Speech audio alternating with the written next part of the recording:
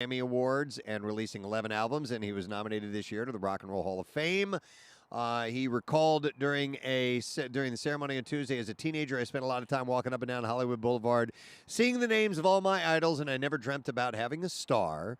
I was usually just looking for a place to crash, but I did dream about making the music I wanted and doing my own thing.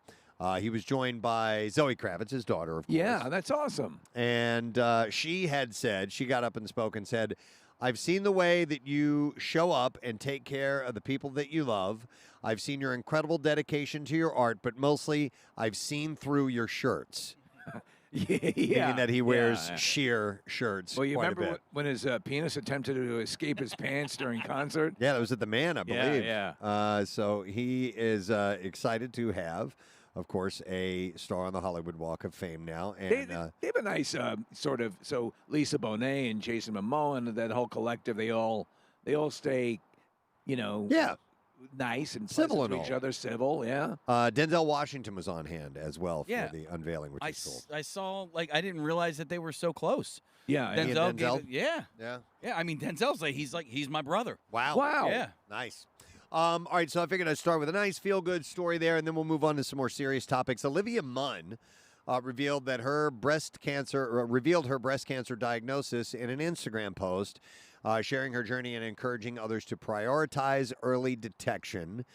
She emphasized that the importance of calculating one's breast cancer risk assessment score, crediting her OBGYN for saving her life by detecting her cancer early. Munn then underwent a double mastectomy within a month of her diagnosis. So I was watching on Instagram, Preston, I saw this clip pop up before she was going in for the surgery, and then I did some further exploration about it, but she was very vigilant about, she was sure she had some sort of situation going on. Yeah. And she got with this doctor who finally got aggressive about it and said, okay, yes, you have a very strong likelihood of this, and she made the decision, and it's pretty amazing.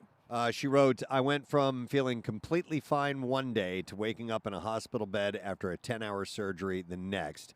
And she said, I'm lucky that we caught it with enough time that I had options. So she expressed gratitude for her support system, especially mentioning her husband John Mulaney's obsessive research and constant care.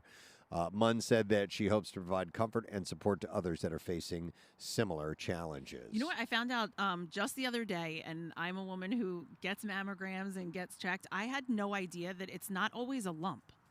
Okay. What can it be then? Like you sometimes can't feel it. It can be like almost like a stretching or of the tissue. Okay. And that can show as breast cancer as well. So it's not always, people who are like, oh, I do self-checks. You don't always, you wouldn't be able can't to always detect feel it. it. Yeah. Do you do the because I know, and I've heard a number of women recently say this, that you have to be a lot more comprehensive. There are two ways to get examined, two types of tests. Oh, I think that there's a number of different ways based on, your history and all of that. I just get the traditional mammogram. And actually, Preston, the reason that I know that about the tissue is this week on Her Story, I interviewed a woman who was diagnosed with breast cancer, and she gets checked regularly because she has dense breast tissue, but they found this like stretching in it. And sure enough, they caught it early enough, and she's, was treated and she's fine. But that's what she was the one that told me. And I was like, I had no idea. I always thought it was a lump. Do the mammograms, they flatten your boob out like a pancake? Yeah. They still do that. They haven't figured out a way around that No, yet. but you know what? And you can have syrup, though. Okay. When I went for my first one, I was nervous because people talk about how painful it is. I wouldn't. For me, it's not painful. It's just uncomfortable. And it's over in a second. Kathy, I've heard people who are smaller chested say that it's painful because you need to pull a lot in to get it in there. I would think so. Well, she's obviously suggesting that people definitely get your testing done. And, with Kathy, with that news, that makes sense to absolutely be vigilant about it, because a lump may not be a clear-cut sign that you've got one.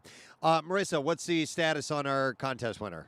Our mic, that microphone's not on. So try it again. The status is that Jason went on the air, and everybody in the Delaware Valley heard him on the air except us. Okay.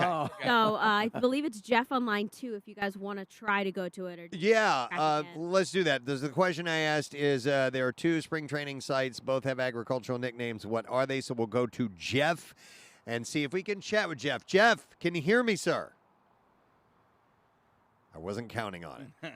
All right, let me try again, Jason says. Jeff, can you hear me? Yep, I can hear you. Yeah! All right. Jeff. All right, Jeff, there are 2 spring training sites. Both have agricultural nicknames. What are they, please? They're the cactus and the grapefruit. That is correct. Jeff. Hey! All right, Jeff, you got a 4-pack of tickets for the Philadelphia Wings game Saturday, March 23rd, and it is spring break night with the Wings. Big ups to Jeff, everybody. Vacation vibes are coming to the Wells Fargo Center with nonstop music, party-style competitions, mechanical bull rides, and Jeff. Yeah. Still, after 20 years, we get this excited when we can hear the person on the Totally. It's all the action of a Wings game. Philadelphia Wings are back in action throughout March. Tickets are on sale now. WingsLAX.com. So on the heels of that Olivia Munn story, Christie Brinkley successfully underwent surgery after being diagnosed with skin cancer. The model, who is 70 years old, announced the news in a candid Instagram post yesterday, including a photo of herself wearing 2 large bandages on the corner of her forehead. Additional photos showed the excision and her stitches afterwards. The good news, she said, for me, is that we caught the basal cell carcinoma early, and I had great doctors that removed the cancer and stitched me up to perfection like a haute couture Dior, she said. And she showed the picture of the fresh, open, removal area. But she also says, for many years, she was a child of the sun. Yeah. And the sun protection may not have always been up to snuff all those years. This morning is like a lesson for everyone. So I just had to have something removed from my chest, and they think that it's fine, but they're going to test it. And same thing, like I sat in the sun. I mean, just a few years ago, I was sitting in the sun with no sunscreen on. You have to see my hotel room now. Like I have and I had this like laser done on my face because I had some sunspots, and it did help with it. It lightened them, almost made some of them completely go away. And the dermatologist was like, look, but if you go sit in the sun with no sunscreen on, they're all going to come back. Yeah. So it runs everything with me. It runs in my family. Skin cancer does. My dad has had it several times. And he's had the excision, Preston, that Christie Brinkley had, and I've had to help my dad change the wound care and stuff like that. Right. It's very treatable, but Steve, go to the dermatologist Catch once a it year. early, you have to catch it. Yeah. And and so years I've always been vigilant with the sunblock.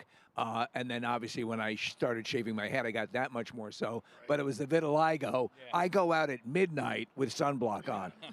Which, by the way, here at the ballpark, they have a little free sunscreen dispenser there you right go. over there. I tried to get some while we were at Wawa on the way in. They didn't have any, and Casey was like, well, maybe they got it at the ballpark. Sure enough, they got it right there for free. Wait a second, that sunblock? Yeah. I thought it was salad dressing. Oh, but how was it? It was actually kind of nice. There's a little bit of dill in it. Okay, all right, very good. Do you know that there's, and I'm not 100% familiar with it, but there's like for some cases when you get skin cancer, as a preventative measure after they take it off for the rest of your whatever the area is, there's like a chemo lotion that you put on. Wow. And it supposedly like treats the area. Preventively, before more spots come out. The stuff they can do. I use an enema shampoo. Wow. So weird. Wow. Yeah. On your head. On my head, and yet the results come out the other end. That's crazy. Oh, I thought it went in the other end. No. And then your hair is squeaky clean. It goes through the system. It goes through your blood. I can feel it working. Nerve endings. I can feel it working. My ass is tingling, and my hair smells great. Take the challenge. So the Brinkley used her announcement as an opportunity to remind her fans about the importance of sun protection. She said, I got serious a bit late, so now for this old mermaid/gardener, I'll be slathering on my SPF 30, reapplying as needed, wearing long sleeves and wide brim hat. Did she comment on the trauma of having sex with Billy Joel? She did not, but she did remind her followers to get regular health checkups. So make sure that you do indeed do that. Kelly Clarkson and Peyton Manning are going to host the opening ceremony of the Paris Summer Olympics on NBC with support from other network personalities. The event set to take place July 26th. It's going to have a unique twist, taking place along the Seine River instead of the traditional stadium setup. The opening ceremony is going to be so different and unique, according to NBC announcer Mike Trico. She's going to jump a motorcycle across the Seine. He said, down the Seine, down the river with the athletes on a boat, so it's not the stadium where they walk in. It will incorporate Paris. Manning also expressed his excitement, revealing that he will be fulfilling a promise made to his mother. He said, I took a little French in high school, and I told my mother that I would take her to Paris one day. 30 years to the time I graduated, I'm taking my mom to Paris for the Olympics. He's had enough money to take his mom to Paris. I know. That's exactly what I was thinking. A comped trip before you took her? Did you know that France has spent several $1 billion over the last few years cleaning up the Seine so much that they're going to have swimming events for the Olympics in the river in That Paris? is amazing. Yeah, Really? Yeah. And they, as you can imagine, the sewer system in France and in Paris in particular is very old. It's a city that's been around for a long time. A lot of thick creams and gravy. Well, no, a lot of the sewage would dump directly into the Seine for a long time. Right. So it was not a clean river. But this summer, it's going to be clean enough that people are actually going to be able to swim in it. Swimming events is going to like the triathlon or something like that? Or? I'm not sure exactly which one, but it's going to be clean enough that they can have Olympic swimming events. What's the status of Notre Dame as far as they're still rebuilding it? Yeah, That's going to take a long time. Are they going to put dormers on it? Dormers? I don't know. I don't think so. Yeah. You're going to put in Wi-Fi, though. Oh, Wi-Fi you got to have, yeah. When you're up in the bell tower. So, Kristen Stewart has a clear message to haters over a magazine cover that has social media buzzing. She stopped by the Late Show with Stephen Colbert to promote the latest film that she's involved in and talk about the backlash over her Rolling Stone cover. Colbert brought up the cover and revealed that CBS had barred him from showing it on the show, but he showed it anyway. Yeah. He said, I just want you to know and the audience to know that I think it's a perfectly lovely color. We were asked by CBS not to show it, and they thought that it would not be a good idea for us to show it, and I don't understand why. She's pictured on the magazine cover without a bra, wearing a leather vest, and posing with her right hand down a jockstrap that she's wearing. Yeah, I actually watched this live on tape, but the other night. And I saw the cover. I'm like, sexy? Okay. It's sexy, but That's fun. like she's wearing a jockstrap, her hands down there. I don't necessarily. Looks to me is like she's adjusting the jockstrap. It doesn't look like she's doing anything sexual with it or whatever. I think that's the play they were going for. But I will say, I never knew this about her. She's a lot of fun, man. Like She's a blast. She was a fun interview. Was she? Like, yeah, Okay. yeah. She always seems so dour and I know. lip bitey. No, and she was really, really good. And I guess her and Steven have like a Sexual past? sexual past or previous relationship where they were really comfortable with one another. But I thought it was a really, really. I was surprised because I thought it was going to be like pulling teeth trying to get this interview out of her, and it wasn't that. Those are the at worst all. interviews with the pulling teeth. Yeah. I saw the cover while we were in the airport, and it was on newsstand. It's fine. I've definitely seen more risque shots on the cover of Rolling Stone before. Sure, but she's gone out to promote this movie, and she's been adopting a very sexy look. I don't think it's revolting or it's that much. And Colbert said, "I just want to say that you look better in a jockstrap than I ever did." So they had some fun with it. This was an interesting story. Former UFC fighter Mark Coleman. Hospitalized after rescuing his parents from a house fire in Toledo on Tuesday morning. His daughters Morgan and Kenzie confirmed this. I mean, like, he dragged them out of a burning building. Whoa. Yeah. And he is intubated, and apparently the roof collapsed. Now, reading the story I read, I don't know if it collapsed on him or not. Whoa. But he was airlifted to a hospital, and he's intubated, and I don't know what the status is of him yet, but he carried both of his parents out of the house. It's amazing. And saved their lives. A ballsy move. Yeah, he was a former heavyweight champion. He retired, I believe, back in 2013. And then after he retired, he suffered from a heart attack in 2020. So he's had a rough go at it, but obviously a really tough guy. He was known as the godfather of ground and pound. So we'll keep an eye on that story and let you know if there are any updates and how he's doing. Hillary Duff and Matthew Coma are done expanding their family after baby number 4. On Monday, Coma revealed that he was getting a vasectomy, while Duff is currently pregnant with her 4th child and the couple's 3rd together. The 36-year-old musician documented the day of his procedure along with his hot nurse, quote-unquote hot nurse Duff, who accompanied him throughout the day. He followed up with a post-procedure selfie, writing, "It's honestly not bad at all, like better than going to the dentist for sure," he said. How long did you guys both had him, how long did it take?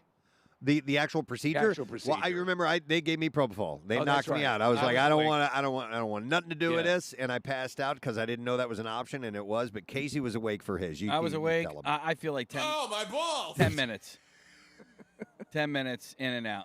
Yeah, it's a routine procedure. And also it was prolonged a little bit when he noticed the tattoo I have on my face. That's right. Of the monkey. Yeah, Did he say, do you know you have something down here? Is that a monkey? Oh, my balls! So anyhow. How long was the icing? And both of you after, how long did you have to hold the bag of peas on your It's like, I don't know, 4 or 5 days. Okay. It's not a big deal. It really isn't. But if I can touch on this delicately. All right.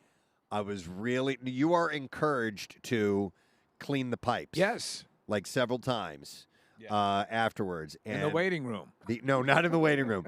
But the first time I did that, I'm like, is this going to hurt? You know what I mean? I was scared. And it definitely felt different. Yeah. So it felt different? Yeah.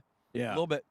I can't remember. I just know that it didn't hurt, and that was good. But you were scared. But I was a little scared, especially, and Kathy, I'll try to touch on this delicately.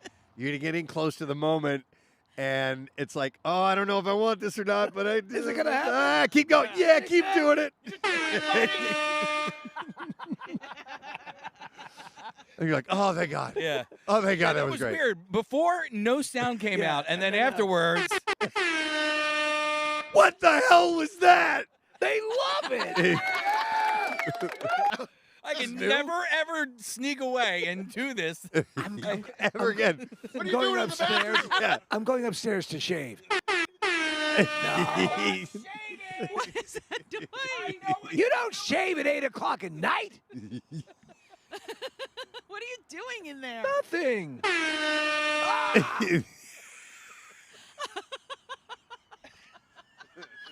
That would be great, wouldn't it?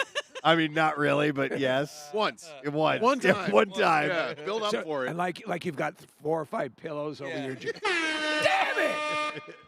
Again? And at some point with your wife, you'd have to play the trick. You're, doing your business, and she's asleep next to you. Hey, honey, guess what? Love you. I love you. All right. And I had the prostate removed, so when I do it, it's.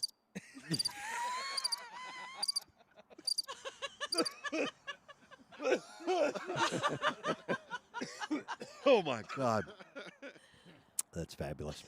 Preston, by the way, our YouTube channel is up and running, so if people watch us here at the ballpark. That's our camera right there. Yeah. Everybody wave. Hi, guys. All right, please watch via YouTube, if you will. Still dark. We're awaiting the arrival of the sun. I see just a little glint of twilight off in the Well, the distance. sun is here, Preston. He's named John Brazier. That he is. All right, so a couple other things to mention. Owen Wilson is set to star in a comedy series for Apple TV Plus set in the world of professional golf. Yeah! Yes, I'm happy about that. The Untitled series hails from writer Jason Keller. Apple has given the series a 10-episode order. Per the official description, Wilson will star as Price Cahill, an over-the-hill ex-pro golfer whose career was derailed prematurely 20 years ago. And after he gets fired from his job at an Indiana sporting goods store, he and his wife walks out on him, and then Price hedges his bets entirely on a troubled 17-year-old golf phenom. This actually surprises me that and I think this is a great idea. What are the stats on the amount of people who play golf in the United States? You know what? I don't know offhand, but it's a huge industry. Got to be a huge amount, and right? you look at the crowds that go to the tournaments and all that stuff. There's a large. So if you think just the passive people who are playing, in the United States who are playing golf, or just globally. There should have been a show like this a while ago. We're going to chat golf with our first guest in a little bit. Yeah, actually we will. And there's a great series called Full Swing on Netflix. I just watched the first episode of the second season. It just came out. I watched it on the plane on the way here. It's wonderful. If you ever want to dive into the world of golf, that's a good place to go. So both Keller and Owen Wilson will serve as executive producers. It's the latest TV role for Wilson of late. He's in Loki, which had their second season drop late last year. Also, he lent his voice to Cars on the Road, reprising his role of Lightning McQueen in that. When are they going to do a reboot of Drill Bit Taylor? I never saw it. Horrible. Was it terrible? Horrible. Okay. Let's see. The latest installment in Columbia Pictures' Tom Hardy-led Venom franchise now has an official title and an earlier release date. Director Kelly Marcel's Venom: The Last Dance hits theaters on October 25th. It'll star Hardy, Juno Temple, and Chiwetel Ejiofor. The film has been untitled and moves up 2 weeks from its previous release date of November 8th. And in addition to helming the feature, Marcel also wrote the script and the story credited to herself and Tom Hardy. So he's really behind he's it. in it, all in on it. The movies are okay. I didn't really care for them. Yeah, I feel like they could have been better. But at the end of the last movie, there was there's some stuff going on there that ties it to that's been a cut. Okay, so really? Yeah. What was it? What was the end credit from what movie where they showed Venom? It was from Spider-Man, right? It was the yeah, it was one of the Spider-Man movies. Another, I think. but something happens where like the reality changes around him, like right. Like he's like, and I don't remember exactly, but I think the whole idea is that those tendrils have been severed. And then there was another series of stuff where at the end of the Jared Leto vampire movie, whatever that was called, Morbius. That they were trying to set something up for the Sinister Six or whatever they call it. They were trying to get into a bar called Porky's. No, I know what you're talking about. All those things, Casey, because of the failure of Madam Web and Morbius and these movies not doing well. It's all Marvel adjacent. Marvel adjacent. So it's not canon in the MCU. That guy Ryan Airy, Casey, he breaks it down and he's like, it's kind of a waste of time, and none of this stuff is ever going to actually be fulfilled. And so to that point, when you go to see a movie and you think, is this going to mean anything in these? We've been trained to believe that each movie is sort of a step in a progressing story. And that's what actually, like Black Adam was done in by the fact that they basically said, enjoy it. Yeah. Because this is it. This is it. Yeah. I really wouldn't mind them blowing it all up and just starting all over again. Well, they sort of are. Yeah. All right, one last story. The mystery of Stephen King's Salem Lot movie adaptation has been kind of solved after King tweeted his confusion and frustration about the unknown fate of Salem's Lot in February. Warner Brothers Discovery announced, just yesterday, I burped, that the film would bypass theaters and debut directly on its Max streaming platform sometime this year. Produced by New Line Cinema, Salem's Lot follows author Ben Mears, who will be played by Louis Pullman, and Kathy in Lessons in Chemistry. He's the main guy. Oh, yeah, okay. So he's going to play this role. He was great in that. He returns to his childhood home of Jerusalem's Lot, Maine, in search of material for his upcoming novel. Instead, Ben finds that the town is being transformed by a bloodthirsty vampire. I tell you what, I mean, the original Tobe Hooper, David Soul. Yeah. I mean, so good. You don't want to say, hey, don't take a crack at it, but I mean, is that the one that scared you? Oh my God, yes, terrified me. Yeah, it just absolutely it terrified the nation. Yeah, I think it's worth redoing, Steve, because and you and I love that original version, but it is really dated in its style and its look. It is. That a refresh, if done right, could be great. So they could be great. They did do one. They did one with Rob Lowe. Yep, and it was pretty good. Yep. Yeah. Hey, by the way, Craig Legons texted me. He said that the Venom 3 movie takes place right after the last Spider-Man movie. Okay, and it is connected. Okay, yeah, but past that, we don't know. Yeah. Over the years, King has consistently cited the vampire thriller as his personal favorite among all of his published stories. It's a great book. It's one of my favorites as well. King had tweeted out, old school horror filmmaking, slow build, big payoff. So we'll see. Yeah, we'll see. If But they follow through on that, I'm happy. It's going to stream directly later on this year. We'll find out when. All right, so I think we're doing the clips now. We don't have our drum roll, so. I got a different drum roll. Do you? Oh, okay. That'll work. All right, we're going to start with this. Get ready, Jason. Jersey Shore family vacation trades gym, tan, and laundry. I forgot about that. For Heart to Hearts, eye cream, and laundry. In this clip, the situation talks about partying too hard for too many years and thinking that no one would notice. Hit it, please. Listen, the writing was on the wall. The producers, they would pull me aside every season after season 2. And they would delicately sit me down and say, do you need help? We support you. And I wasn't ready to reveal it to the world. And just kept escalating until about season number 5. Shut the New episodes of Jersey Shore Family Vacation airs tonight on MTV. Here's our next clip. Only 2 actors have been with Law & Order SVU the entire run of the show, Mariska Hargitay and Ice-T. And here, the rapper turned actor talks about being cast by Dick Wolf 25 years ago. Hit it, please. Dick Wolf's gangster. And gangsters basically live by the code of just do what you say you will do. So everything I say that I'll do, I do. And he does the same. He's never lied to me. So we have a kind of an understanding. I think when Dick Wolf casted me, a street cat, as a cop, people were like, you crazy, but it gave a cop with an interesting dynamic that's more like a real cop than an acting cop. New episodes of Law & Order SVU air tonight, and that is on NBC. And there you go. Could you have ever predicted No. that he would end up spending decades playing a cop? A cop. No, not at all. Because, I mean, you remember Cop Killer? Yeah. It was a huge hit for body count back in the day. And everybody, they didn't see he was telling a story. Yeah. He wasn't saying, I am a cop killer, you should kill cops and all that stuff. But at the time, it was like, oh, my God. Yeah, and it turns out to be a huge proponent of, police charities and stuff. And Mulaney's bit about Law and Order, and he's got a specifically talks about Ice-T. Yeah. It's great. Yep. All right, that's the entertainment report this morning from Florida.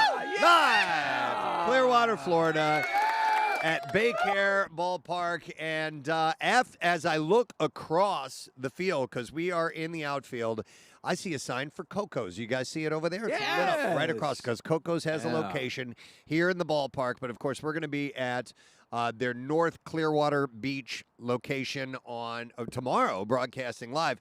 And I think there's going to be a ton of people there.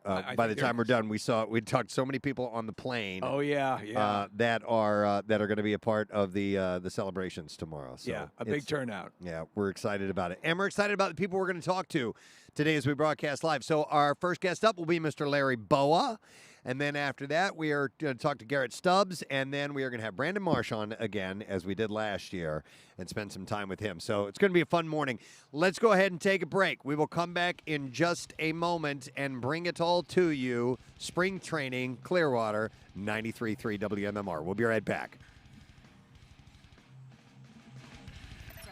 WMMR. Thank you, Kathy. It's game day here at Baycare Ballpark, and the Phillies are playing the Sox. 1:05 is the start, so things get started early here at the ballpark, and we have one of our favorite peoples with us here this morning. We've had him here at this broadcast before, and it's been a big couple of weeks already. We would like to welcome our friend Larry Bowa. All right. Good show. Morning, Larry. Good morning. It's nice to be here. Nice to see you again. And you've been enjoying your time in Florida so far? Yeah, we've had a good spring. I think the biggest thing is coming out of this thing without any big-time injuries. Yes. So far. That's miraculous. And it's always the nail biter with this time of year, because it's like, oh, my God. And it happens not all the time, but it happens a lot to make you worried. Year ago with Yeah, and then I just saw the Yankees. Cole went down, and Judge has got a rib cage, and the closer for Milwaukee's out 3 months. So you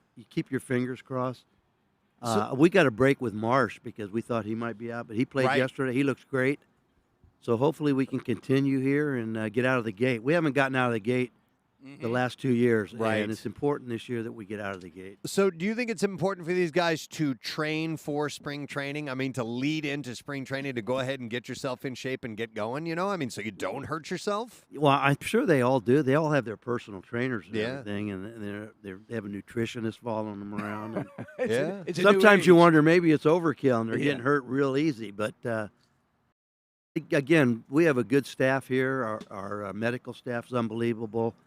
Our trainers and everything, and hopefully we can continue moving forward. Larry, what was it like in your day? You had to work out on your own. Yeah. And but most guys did that. They knew that coming in, you had to be in shape. And, so I'm sure you had a personal nutritionist and a massage. No, we had donuts in the morning, and these guys, you go in, you get steak and eggs Benedict, whatever you want, you get it right there. Yeah. Well, so now everybody has their personal trainers and all of that, and obviously we know what spring training is. But what is the ultimate goal for the players when they are here?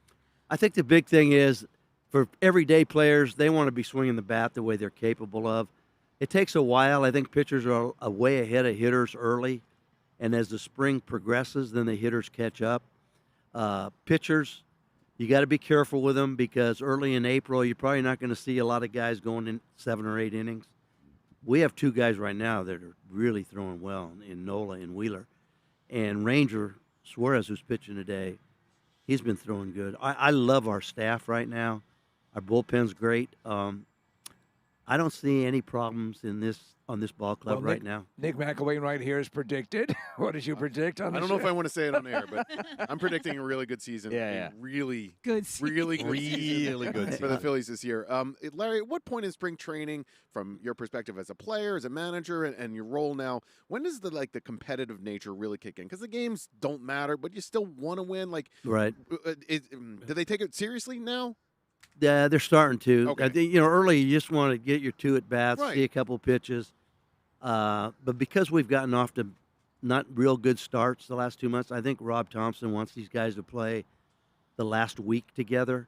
Last year they were at the World Baseball Classic. No one really played together until the season started. And Harper was injured to start. Harper last was year, injured. Yeah, we lost Hoskins early. So I think he wants them the last week to 10 days, play every day. We're getting real close right now to opening day. We've never started this early. Yeah. Right. It's amazing. Right. Should you think of spring training as more like a lab to really work on stuff? Is that more? Well, you know what? That's a good observation. The guys that are set in the lineup, they can work on stuff. But there's 2 or 3 spots that are open, and those guys have no room for error. They got to go out and show Rob what they can do because they're trying to win a spot on this team because the competition for the last couple spots is really big. But our lineup is pretty much set, top to bottom. I don't see anybody. I know everyone talked about the Dodgers, all the pickups they had. I don't see anybody, maybe Atlanta, that has a lineup as deep as ours. Wow. 1 through 9. We got a really good lineup, and our pitching staff's solid. And I look back, in 80 we won, in 08 they won, and both years were leap years. I'm just saying. Good observation. I'm just saying. So hopefully this time, third time's a charm here. So they start the season against the Braves. Yes. I mean that's a great test right off the bat You for know both what? teams, really. Yeah, we've played them tough early, and as everybody knows, at the end of the year they win the division by 10 or 11 games, and we knock them out. So the only thing bad about chasing all year, which we've done the last 2 years, it wears you out a little bit.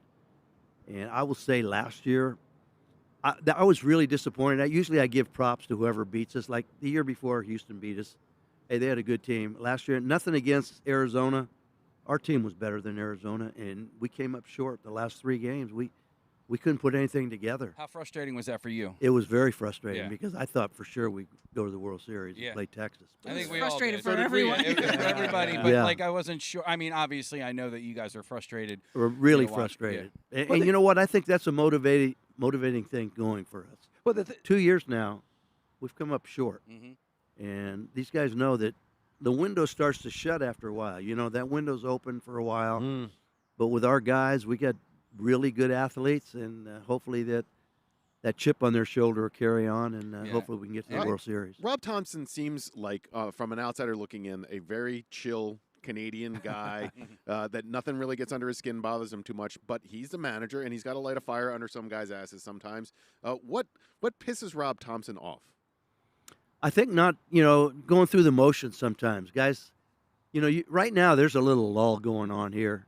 You feel like you're ready to go, and then you got some more games, and it'll kick up here after this. They have an overnighter, I think, tomorrow night and the next night. After they get back, then they'll start ramping it up. But I think, he knows when to give guys days off down here. He's really good communicator, and I think that's the key to being a good manager right now with this new generation of players is being able to communicate, whether you're the superstar or whether you're the 26th guy on the team. He treats everybody the same.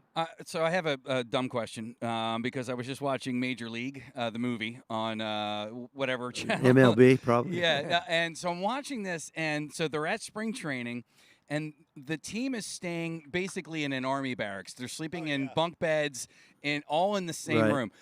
And I was like, That never happened. So when you were doing spring training, you didn't. No, we didn't. And I know it was a long time ago. We didn't have that. And these guys all live on beach houses now. So you want to go down to Clearwater Beach and right on the water. The one guy is sleeping and they pick his bed Yeah, up they and don't- they carry it. I'm like, wait, hang on a second. Did they actually stay all in the same room? Back in the day, they might have, but I know we didn't do that. So No, you remember the general manager was trying to cheap him out, Yeah, though, so no, that I was do part of the plot of the movie. Where do you stay when you're down here? I got a place at Island Estates. I got a condo there. Okay, And, nice. And this is nice for me because I come down for fantasy camp, which is in mid-January. Ah, cool. And I get away from the winter up there, and I stay till the end here, and then we get ready for the season. Nice. Hey, how's Charlie doing? We're not going to. Charlie's doing to talk to great. him. We hear really good things. He's doing great. I mean, he's really made a lot of progress. Awesome. He's looking forward to opening day, and we'll see what happens. We saw Pat Gallen in the airport yesterday. Pat works for CBS 3, and I got a chance to sit down with Missy and Charlie at Charlie's place, at their place.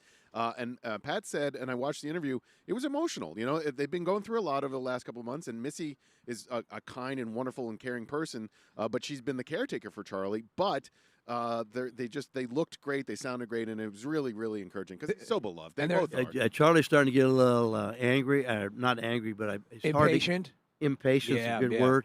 And that's when Missy says he's getting better. So. Yeah, right. But for 2 months before that, he was the greatest guy in the world. She says he's getting to be where he's at. Well, those two together are such a blast. Yeah, they are. They're good people. Larry, you mentioned the big news is no injuries so far, but that's not necessarily true. The big news is you scored an ace last week playing golf.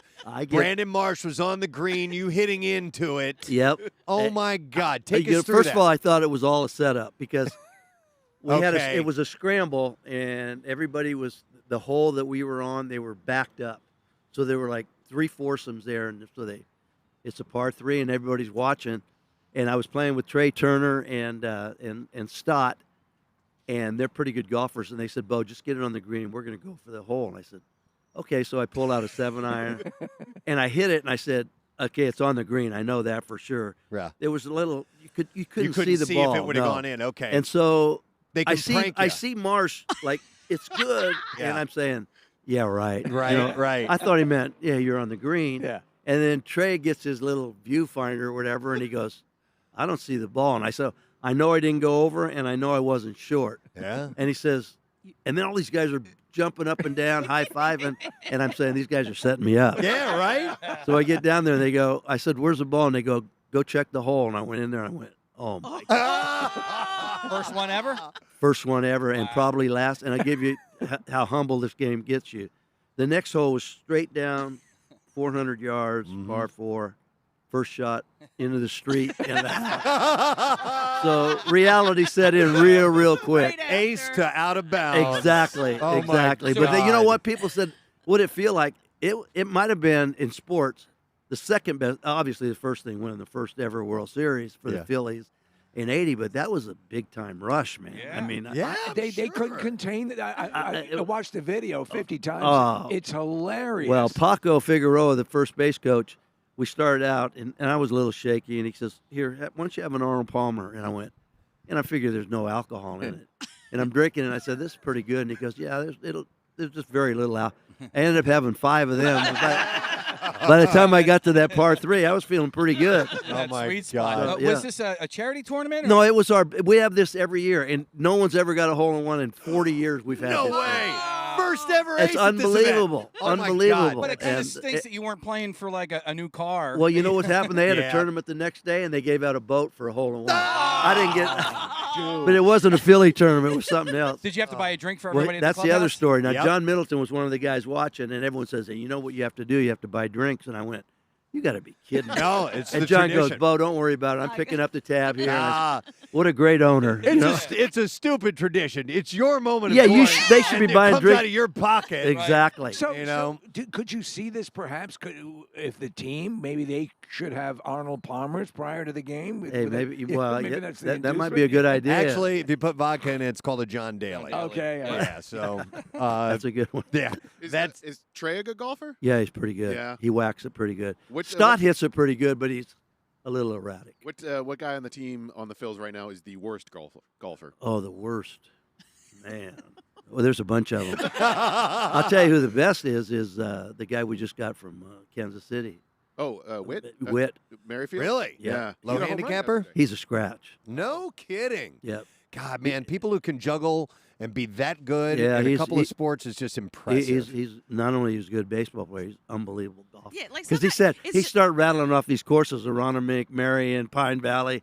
I said, man, you've done your homework, huh? Yeah. He plans on playing them all when he gets Nice. to Philly. At some point, it's like not fair. Like you can play baseball. Let's let somebody else play golf. Have that, and let somebody else have the other one. Yeah. And some Yeah. people are just naturally talented, Yeah. just natural athletes. Let me ask you about. All right, so you have these athletes today. Do you think you, in your prime, could?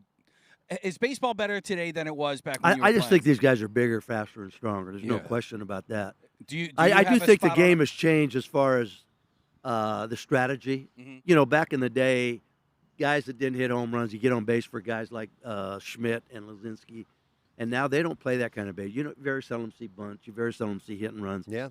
Guys hit the ball out of the ballpark. Pitchers throw 98.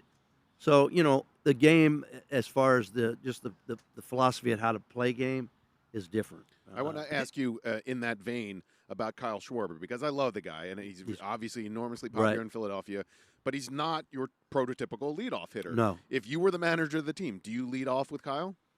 That's a great question. I would say probably not, but you got to look at what's happened the last 2 years, this guy leading off. So I know Tomps gets that question every single. How long are you going to stay with Schwarber? How long are you going to stay with Schwarber? Because he starts off slow usually, and then once he gets hot, nobody can get him out. Yeah. And he always ends up with 40-plus home runs, 100 ribbies, 100 runs scored. His Junes are always incredible. His Junes are off the chart. Yeah. So why would you mess with success? And he gets on base. I mean, he strikes out a lot, but he also walks. Yeah. The only drawback with that maybe is if you have Trey hitting second and Schwarber's on base, it sort of hinders Turner from stealing bases and that. Mm-hmm. But the other side is he gives you a quick 1-0 lead. Yeah. First inning. It's a tough call. And I'm sure, he's experimented down here. He's had Schwarber lead off. He's had him hit fifth. He's had Trey lead off. He's had Stott lead off. So he's getting different vibes on different lineups. But just guessing, I would say opening day that if I had to make a bet, I'd say Schwarber would be leading off. Hey, I have a question, Larry. One of the things that we love about this team the past couple of seasons has been the fact that they're having fun. These guys all get along. They're buddies. You can tell. You can see it by the activity in the dugout, how they interact with each other on and off the field.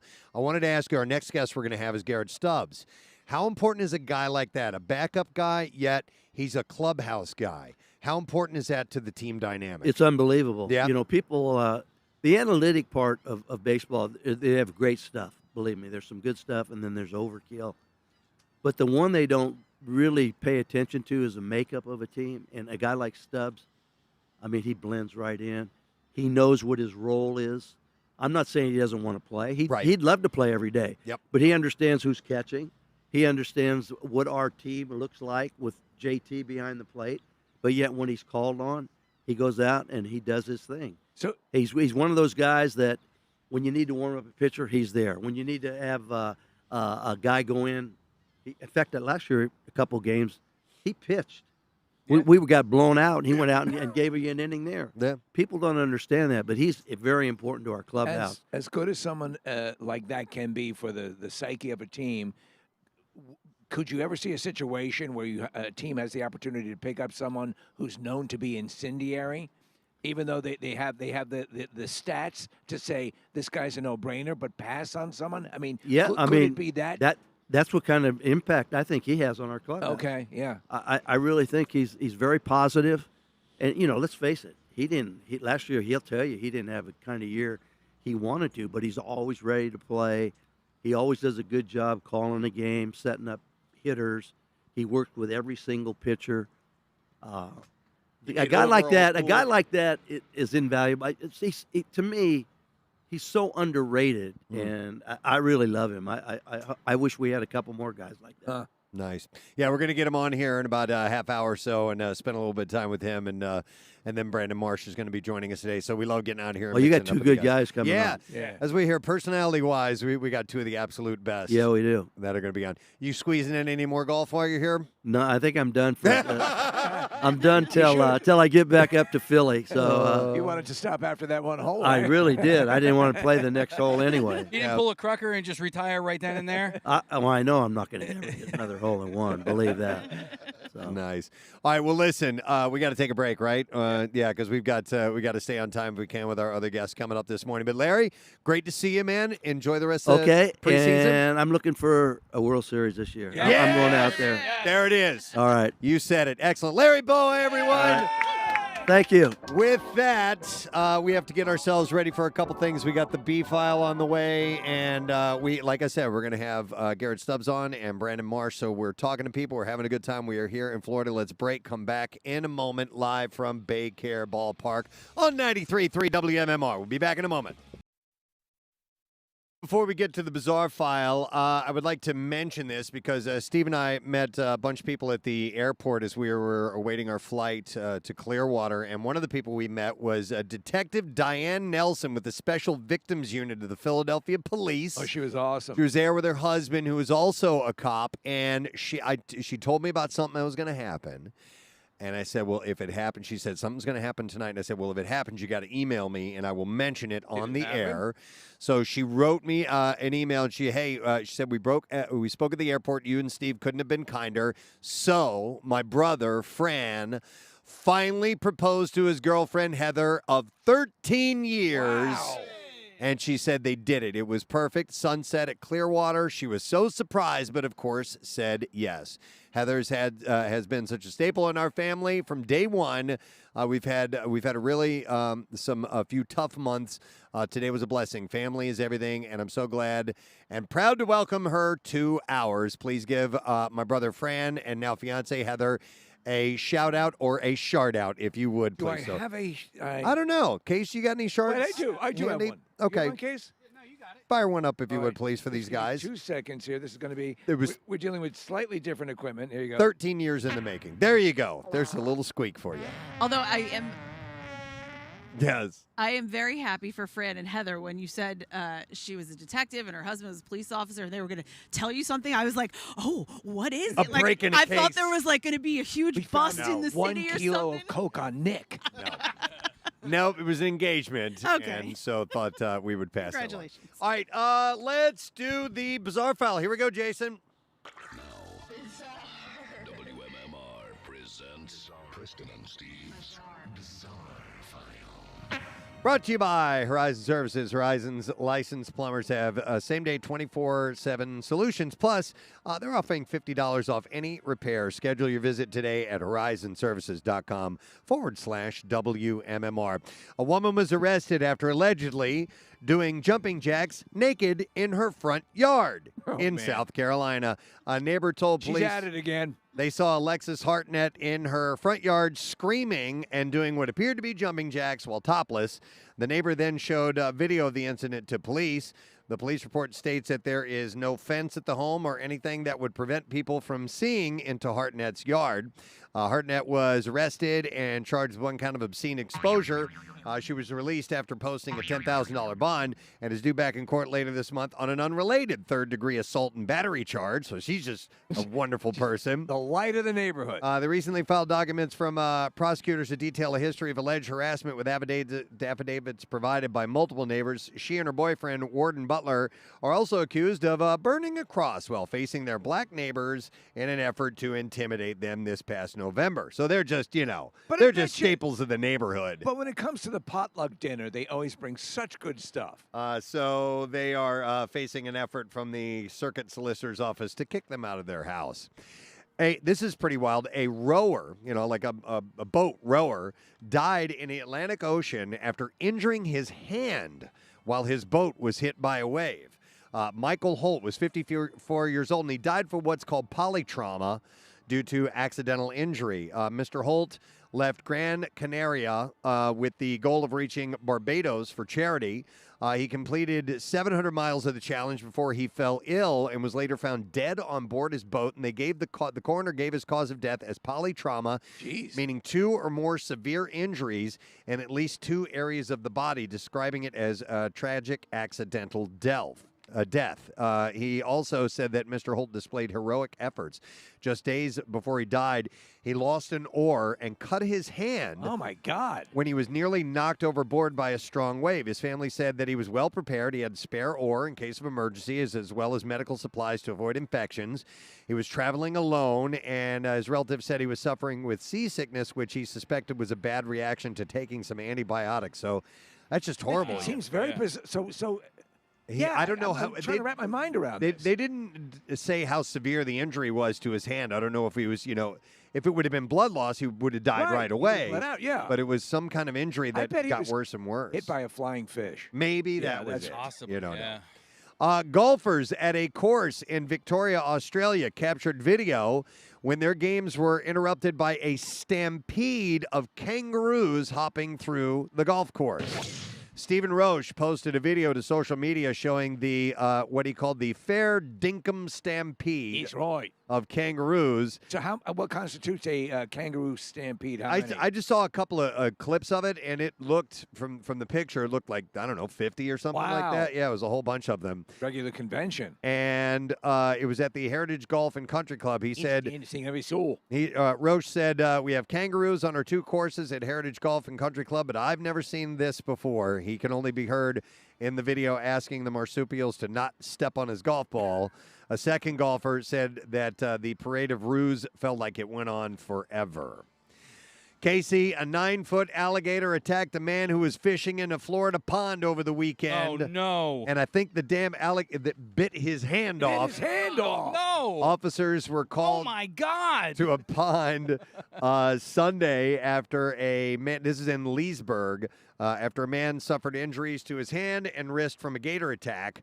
And a 911 call, somebody who reported it said, there's a gator attacking a man in my backyard. Some people have now stopped in their golf cart. Damn alligator bit my hand off. Oh, my God. The man was airlifted to a trauma center in Orlando. His condition is not known. Officers and a contracted nuisance alligator trapper removed the male gator from the pond. Casey has given me his detailed agenda on seeing an alligator while he is here. Today. It was actually supposed to happen yesterday, but there was a snafu with my travel arrangements, so I wasn't able to get to this wildlife area that I was going to go to. It's a sanctuary that actually has them on the premises. Yeah, it's not. I don't necessarily know if it's a sanctuary. Is it a motor lodge? Casey wants to see them in the wild. He's not going to Gatorland. He's not going to the zoo. He's just essentially eyeballed an area that he thinks is a perfect habitat for alligators. Yeah, I just Googled where can I find alligators in the Tampa area, and the parks that this guy lists are awesome. And then he's also like, some dude was killed here by an alligator, a dog was eaten over there by an alligator. I'm like, okay, that's where I'm going. I was thinking about you this morning. I was on the balcony. I was watching this alligator walk across the parking lot, and I'm thinking, if only Casey. Wait a minute. So you. You're going to these spots where you know people and animals were killed. Yes. To see a gator. Yeah. But you don't want to go to Brazil. Well, too dangerous. Because it's the people that I'm afraid of in Brazil, not the alligators. Okay. But no, I'll go to Brazil. All I'll right. go. Only sharks, not alligators. Yeah. All right, we're gonna do one more story and then we'll wrap it up. This is a scam artist, a former employee of the Jacksonville Jaguars, said to have stolen over $22 million from the team Jesus. over several years, was sentenced Tuesday to 78 months in prison. Amit Patel pleaded guilty in December to wire fraud and engaging in an illegal monetary transaction. He cited gambling addiction and said that he was embarrassed, ashamed, and disappointed for his actions. He said it began small and then snowballed so big that my only thought was to gamble my way out of it. I can gamble my way out of it. That's the way a gambler thinks. In the end, he said, I always thought that that big win was right around the corner and would fix all my problems. But the U.S. Attorney's Office asked for the prison term of 84 months, arguing that while much of Patel's stolen funds did go to gambling sites, He also devoted several millions to a life of luxury, hundreds of thousands spent on luxury hotel bookings and private jet charters, as well as expenditures including a $95,000 Philippe wristwatch. So it didn't get burned up all with the gambling. No. He was living a good life. Yeah, he spent almost $100,000 on a watch. Wow. Patel was also said to have spent more than $47,000 to acquire a putter used by Tiger Woods to win the U.S. Open, the U.S. Amateur Championship. So okay. he was just spending it Kind of like hurt crazy. his case that way. Patel was able to use his position as an administrator for the Jaguars' virtual credit card program to carry out an embezzlement scheme. He was found to have created fake purchases and other transactions and to have sent falsified accounting records to other Jaguars employees. But $22 million. It's insane. Wow. All right, and that is what we have in the Bizarre File for you this morning. So we have a programming change that apparently is going to happen. We were going to have Garrett Stubbs on. He's not able to make it. Don't know why, don't know what happened. So we've switched gears. So we are going to have the latest acquisition and a guy who hit a homer. Was it yesterday? Yeah. Whit Merrifield is going to be stopping by. Best golfer on the team, apparently. Larry Bowa says he's scratch. So he's phenomenal. Like so, the best athlete in general. Possibly. He plays all of the positions and works concessions. Yeah. It's Listen, unbelievable. And how can we not talk to somebody like that? I believe it's his first interview in Philadelphia. So All right. we'll get the exclusive on Whit. And Nice. we're from Philadelphia. That we are. So we'll get him on in about a half hour from now or so. Let us take a break. We will come back in just a moment. We are in Clearwater, Florida for spring training with the Phils. We'll be back in a moment. Stay put. Nice and clean. So there's a guy with a leaf blower. Of course. That is probably going to be during our entire interview with Whit Merrifield. We'll see. I love those kind of leaf blowers. I need to get one. The backpack ones. Yeah. Oh, you like those? Oh, yeah. Almost look like some sort of science fiction weapon. They look like a proton pack. Yeah. I had one a couple years ago, Casey, and I found it to be smelly and kind of loud and annoying, so I traded it in for a battery-powered one. I could have given you my gas-powered one. Damn it. I'll tell you what, the battery-powered one, like the one that I have, that's a mofo. Same.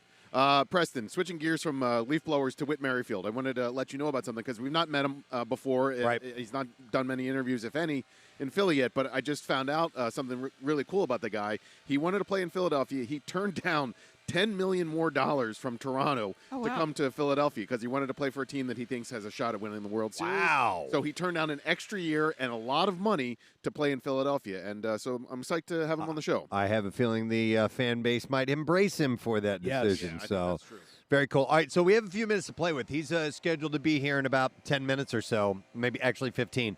But Kathy, you wanted me to remind you to tell us a story about your hotel room. Yes, and Preston, I can't look at you because the sun is right behind you. Sorry, so it's okay. Glaring into the sun. So remember last year how I walked into that room and I had this like giant suite. It had like a living room and a kitchen and You had basically what was the presidential suite of the hotel. Yeah. It was a sprawling room. sprawling. It was beautiful, had beautiful views, everything. And so, I checked in, and I think last year I only stayed one night last year, and I think that's why I got it. They were like, just stick her in there, and whatever, she'll be gone in a day. So I checked in, to our hotel. We're staying in a different hotel that we've stayed at before, a very nice hotel. And so I get up to my room. And you guys are not going to believe this. I have a suite again. Oh my God! What? Wait, I have What two. the I have two full bathrooms with 2 showers. What? How? A view of the Gulf. Who does the? Is it John? No, it's the guy at the counter who's like, this fine lady is going to get was my a woman. best. It was a woman. Delicious. Yeah. Oh, it's a woman. It's a woman. Maybe She were just enjoyed you as well. I should My have cut in God. line. I should have cut in line in front of her. It's Yeah. like Yeah. I have a living room, like a couch. I have these really nice chairs. I have a big screen TV, 2 sliding doors that go out to a deck where I can oversee the Gulf. Oh, and, wow. I I have a broom closet. You know what I see? I see a backhoe and a pile of dirt out of my window. I kid you not. Yeah. I walked in, I was like, not again. It's beautiful. And I don't know, I guess the rooms have been redone in that hotel. Yeah, everything is it's terrific. Yeah, and it looks absolutely beautiful. Preston, I was actually, because I know you stayed at a really nice hotel last night too. It only has 1 bed. I was going to invite you guys to wanna stay sleep there together? there was 2 showers. I'm like, he could just stay here. If But there I- was another bedroom, yeah. But I didn't want to sleep with you. Kath, thank you. Oh I don't my want to God. sleep with you either. I can't sleep with other people. I don't even sleep in my my own wife, for crying out loud. Yeah. Well, I'm so happy for you. That's wonderful. I'm staying at the O'Connor Lodge. I got there before an hour and a half before you guys, which means that room was available, and I was super nice to the guy. Well, I will say, Casey, she asked for my Bonvoy account number, and once she put it in, then she said, "Okay." Oh. So I don't know if it has something to do Same with thing. my points or like whatever. I have a Bonvoy account. I do. We all did. We all did. God. Have you guys ever gotten unexpected upgrades? Yes. And Steve, I stayed at this hotel in the Keys a few years ago, in Florida Keys, and I don't know what we did, but we showed up and we had just reserved like a normal room or whatever. They put us in, I'm not exaggerating, a house. It was on the property, and it was just empty. And the lady at the front desk, when we're checking in, she was like, "Hey, would you guys like a bigger space, a different room?" I'm like, "Yeah, sure, whatever." They give us the keys to it, and it was old school keys. It wasn't like a magnetic key or whatever. And we walk into the place, it had a spiral staircase up through the middle. I go, It's amazing. It's what like, the hell? And you're sure any second is, knock on the door. right. Oh, we made a terrible mistake. Right. Yeah. So we were in Switzerland, and we planned on this trip, socked away for it.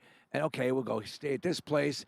And this hotel had just purchased the condominium building next to it. Oh, my God. And so they were now offering, but I mean, they were just taking out for a spin, literally gave us a full condominium with that old style key. Yeah. I mean, it's bigger than my current house. And it's one of those things where it's just like, sure? Are you sure? Right, yes. Are you There was sure? years ago. We used to have this guy on when we were back at Y100, who's called the Travel Detective. I don't know if you remember. We used to have that guy on. He gave you great travel tips on how to get around. And I remember this is not hotel room based, but it was flight based on how to get bumped up to better seats. And he had said that the people you need to schmooze are the people at the gate. Yeah. And like if you have any kind of thing that you can give them, like a gift of some sort, that will buy you. Now we need to bring gifts. Yeah, but that's the thing. You don't have to bring stuff. I'm there with the guy yesterday. He's in my mouth, and I'm saying, "Shut up." The guy, he was saying that if say you're a salesperson who had, I don't know, tchotchkes or whatever. Oh, by the way, here I have a couple of extra of these left, and then you offer them up to them. But then again, who knows, man? Because our flight was oversold yesterday, and there were people that had to give up their seats. Are you perhaps a fan of the band Loverboy? Yeah. Do you like WMMR T-shirts? Do you like Loverboy? Yeah, Andrea almost didn't make the flight yesterday and some people had to volunteer to get off the flight in order to open up a seat for her. But I wonder if there are a couple of sneaky things that you can do hotel wise to get upgrades. There's got to be. I think flash your cans helps. Well, yeah. One of the best upgrades I ever got, unexpected. Not really sure why. I was on the island of Capri in Italy, and I stayed at this most gorgeous hotel. It's called Caesar Augustus. Look it up. It's incredible. And for whatever reason, we were at the front, and they were like, "We don't have the room that you booked available, so we're going to upgrade you." Well, we got to the room. It had the window opened from while you were in the shower. I would open the window, and it would be open air, and it was overlooking the Bay of Naples. Oh, my It was... it was probably the most incredible hotel I've stayed at and room I've ever stayed in. And it was just like this... Look at my breasts! Yeah. It was like Italian down by the pool. Italy, enjoy my breasts! No, Steve, it was like so massive. Like you couldn't... And it was set in like a mountain. And oh my God, it was... Well, how do you end up with all of this? I don't know. You just have luck, right? Steve, that was a Rudy booking too. Okay, yeah, we have a our travel agent who's really good. So I saw this guy on Instagram said when you are looking for upgrades, he says the phrase that you should use is, "What are the chances that?" What are the chances? You don't seem obnoxious. Yeah. Oh, what are the chances you're a fan of the band Loverboy? Yeah. No, but instead of saying, "Hey, is there anything you can do for me?" Say it's what are the chances? "Hey, what are the chances that we get a room upgrade?" Yeah. That I could have the best room in the hotel for a second year in a row. Yeah. What are the chances? What are the chances? What are the chances you could walk with one broken leg? Yeah. I will tell you, no matter where, the airport, the hotel, no matter where I am, even if the person behind the counter is miserable, I do whatever I can to be overly nice to them. I do always compliment them on something. Like Oh. yesterday, I'm like, oh my God, I love your ring. She had a beautiful ring on. The lady How at do you get it over that fat finger? Steve, the lady at the airport, I was like, oh my God, I love your nails. Oh my God! Whatever you're using to conceal that thing going on in your face, it's beautiful. Wow. I want to get. How do you get the upgrades on a plane to first class First or business class. or whatever? Because I've never. Well, Got to be available first of all. Yeah. And then I knew a guy actually who worked in the luggage. He could get me bump ups on the way out of Philadelphia. Okay. And he just would call the gate agent, and they're the people that handle it. Is that so? It all comes down to that last minute. Comes down to does it that. not? Yeah. Those people at the gate can When you handle guys it. are walking through first class to regular, I hate it. You make eye contact. I size everybody Oh, up. totally. I'm Casey, like, me too. What the hell do you do for a living? Yep. Me Yeah. too. There are times but I don't want them to see me looking at them, because then they're going, you're looking at me because you're wondering why I'm in first class, So I do off and on with that. Excuse me, sir. Do you have any soup? No, Case, I'm with you. Any bread? Could I have a piece of your cookies? Case, I'm with you. I eye them up, and I'm like, okay, are you guys together? Or so you bought 2 first class tickets? Oh, and you see a kid sitting in first class, I'm like, ugh, totally wasted. Totally wasted. Wasted experience. What? Because they can't get free cocktails Well, and just that they don't appreciate it. They don't, I just sort of look at it like they haven't. They don't know the difference. They don't know the difference. Smaller seat in the back, they'd be fine. Occasionally, I will do that if I know that I'm going get the first class. If I know I'm going on vacation and I'm going to a place where I will lose because I'll be so damn tired that I wasn't able to fall asleep. But most of the time, if you're going like on a small puddle jumper, Yeah. It's not worth it. it's not worth it. So. All right. Well, listen, our guest has arrived, so I think we're ready to meet him. As soon as our buddy John Brazier brings him over, we'll get him in place, and we'll continue to chat. If you're just tuning in, we are live at Clearwater. We are at Bay Care Ballpark and doing another live broadcast, and we're meeting for the first time, so we want to say hi, welcome, ladies and gentlemen. Whit Merrifield is here with us this morning. We're going to give you your headphones, get you in place. Morning, man. Thanks for stopping by. No doubt. Thanks for having me. Nice to meet you. I'm Preston, by the way. Good to meet you, Preston. That's Steve over there. Hey, Nice Steve. to meet you, man. You have Good to meet you Kathy, guys. Nick, and Casey. Welcome to Philly. Or Yeah, man. Philly Clearwater. South. Yeah, Philly South. Yeah, exactly. So congrats yesterday, home run. Had to feel, I know it's spring training, but it's got to feel good anytime you put one over the fence. No doubt, yeah. Where Nice- did it end up? Just over. Okay. Okay. Like right here in left field? Yeah. That was a Whit homer. Nice. That's a Whit homer. Just enough to get over. No, we've heard exemplary things about your athletic prowess. John Brazier was going off about you're like a Swiss Army knife of capabilities. Has that always been your MO, that you just took to sports easily and picked it up? I grew up around sports. My dad was a pro baseball player. My mom played tennis in college. And my dad, when he got done playing, has worked in sports his whole career. And so, I mean, from the time I could move, I was throwing a ball. You'd be ostracized if you couldn't. Yeah. So. But do you work to be able to play every position? Well, it's something I had to do when I was young because I wasn't very good.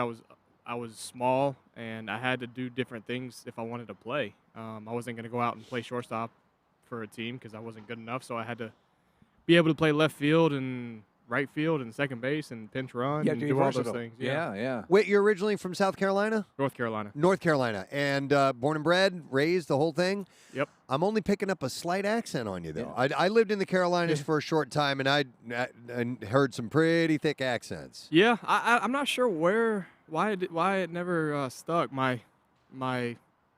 I'm in the sticks. Yeah. And how far in the sticks? I mean, we got 40 acres of cow pasture. Wow. Oh, wow. So you old dairy farms. You grew up fishing and hunting and all that stuff. I didn't. Right? You did not. I didn't. I was too busy playing football, basketball, baseball, anything. All right. Yeah, so my buddy, when I was in South Carolina as a kid, his family had some land, and he ended up driving NASCAR. Well, he didn't become a professional driver, but I remember we'd take an old beat up truck, and I mean, I was like 12 years old, and we're out driving around going crazy, and you wonder why the Southern guys end up being these great race car drivers because they're out driving like maniacs. Were you into driving at all when you were young? No, but I grew up in NASCAR country. My sister worked for NASCAR for a little while. And no kidding. Just it's like I had friends. You want to go hunt? Well, I'd rather play golf at 7. Okay. Or you want to go fishing? Or All right, so golf is something I wanted to ask you because we had Larry Bowa over here just a little while ago. Larry got an ace last week. Electric. But he was talking about you as probably being the best golfer in the clubhouse. And are you scratch or what's your index?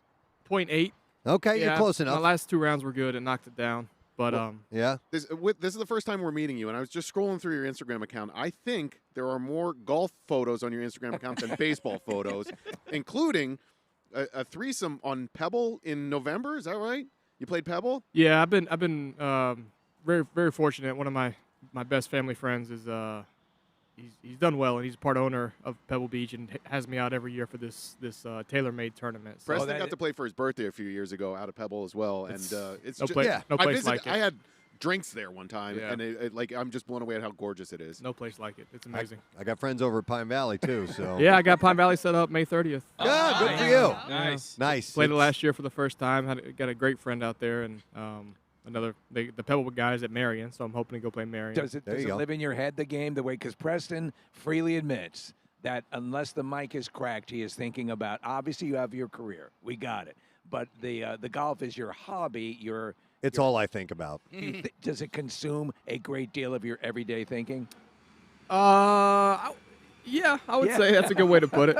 Yeah, I mean, this game, baseball, talking about baseball, is such a mental beatdown and grind. Okay. When you do it day in and day out, you have to have an escape. You have to have something to get away from the game from if you want to make it through 162 and have any sort of mental capacity left. And so at 16, when I got to the big leagues, I played golf a little bit before, but people started asking me to go play all these great courses, and I caught the bug, and I've had it ever since. It's easy to do, man. Yeah. It's easy to really get caught up in, especially get a couple good shots, couple good rounds, and it's like a drug. You want to get Nothing more like of it. it. Yeah, Let me ask you about the game, baseball, and you talk about how it can mentally be, a strain for anybody who plays. Are you an analytical player? Are you running the numbers a lot in your head about opponents and so on, or your own numbers? I think there's a place in the game for analytics. I think when you use analytics as a crutch, it can be debilitating. So I there's parts of it that I look at as far as scouting reports, pitchers, like percentages of pitches they throw in certain counts and that kind of thing. What's their ball doing? Does it have ride or does it have sink? Is it going to be a side-to-side slider, more of a downer, stuff like that? You can see a lot of that on video, but the numbers do help a little bit. Mm-hmm. But when you get caught up in just solely looking at the baseball savant page to try to value a player, that's when it can get a little dicey because there's so much that goes into this game outside of what sheer numbers can value, and we're trying I think baseball tried for a while to go solely on numbers, realized that's not quite the best formula, and we've started to go back in the other direction a little bit, and I think it's a good thing for the game. It's got to be frustrating because you can have damn near an exact replication of what you did in a winning season fail in another season, and there is so many variables. It's like in comedy or whatever. The end result is, okay, if they laugh, it's working. Mm-hmm. But I mean, you have all these different elements at play. Do you handle, obviously you have the outlet of golf, but are you the kind of person who just can kind of tuck their head down and go, let's just keep going, or does it get to you? I've been pretty blessed to have been through some things in my baseball career that have hardened me in a sense of that, where I've done a good job of compartmentalizing the good and being able to push out the bad, and can pretty much worry about myself, what I'm doing to help the team and keep my focus on what's going on with the club and kind of get rid of the outside noise. Right. And I feel like I've done a pretty good job with that in my career. It's a good gift to have, right? Before Philly, Whit, you played for Toronto and Kansas City, and Kansas City is a great baseball town. Is there much difference nowadays? Because there used to be 10, 15 years ago, switching from the American League to the National League. Is that blended at this point? Like, are the leagues, is American versus National pretty much the same? Yeah. You'll have to ask me again in a couple months. All right. But, I mean, for the most part with the DH now, with the way the schedules are where you play every team, regardless of, where you're not lined up with like the AL Central or the NL West anymore. You're playing every team. The only difference is in the American League, you were seeing the same pitchers at least twice a year, and so I'll see a lot of new arms this year. Do you know much about Philly? Have you played there much? Because not a lot of games against Kansas City and Toronto a little bit, but what are your impressions of Philadelphia? I played in Philly my rookie year with Kansas City. I think that was the only time we went there, and then the last 2 years in Toronto, we do the home and home with them. So I got to come to Philly twice. So I love it, man. It's a great place to play. Wait, you took a sacrifice. You had a better offer elsewhere to go to Toronto. You wanted to come to Philadelphia, from what I understand. Tell us what this team means to you in that regard in making that decision. Not exactly. The option thing can get a little confusing, but it was a mutual option that the club declined when the season was over. And then I declined it as well, just because they declined it. So it's just kind of a formality type thing. So people look at it and say I declined the option when really it was. Well, just keep going. With that. Yeah. Just keep going. But no, I mean I was talking a little bit yesterday on this foul territory thing that these guys are doing, which is great. But there was really probably three teams that I was willing to come off of my stance of being an everyday second baseman for, and Philly was one of them. For a lot of reasons, you hear about, as a player in the league, you hear about different clubhouses and who's got a great clubhouse and who's got a great group of guys and what are the fun teams to play for. And Philly's always at the top of the list. It's close to home for me, and obviously with the last 2 years, I mean, this team is right on the verge of winning a World Series. So. Yeah, and they've been having fun, man. That's one of the things so you can tell, right? All those boxes were checked, and when the opportunity came, and I was willing to come over here and just do what I needed to do to help this team. How much does winning a World Series or the potential to win a World Series play a part in the decision? It's huge. Yeah, it's huge. I mean, there's a business aspect to it, but when things are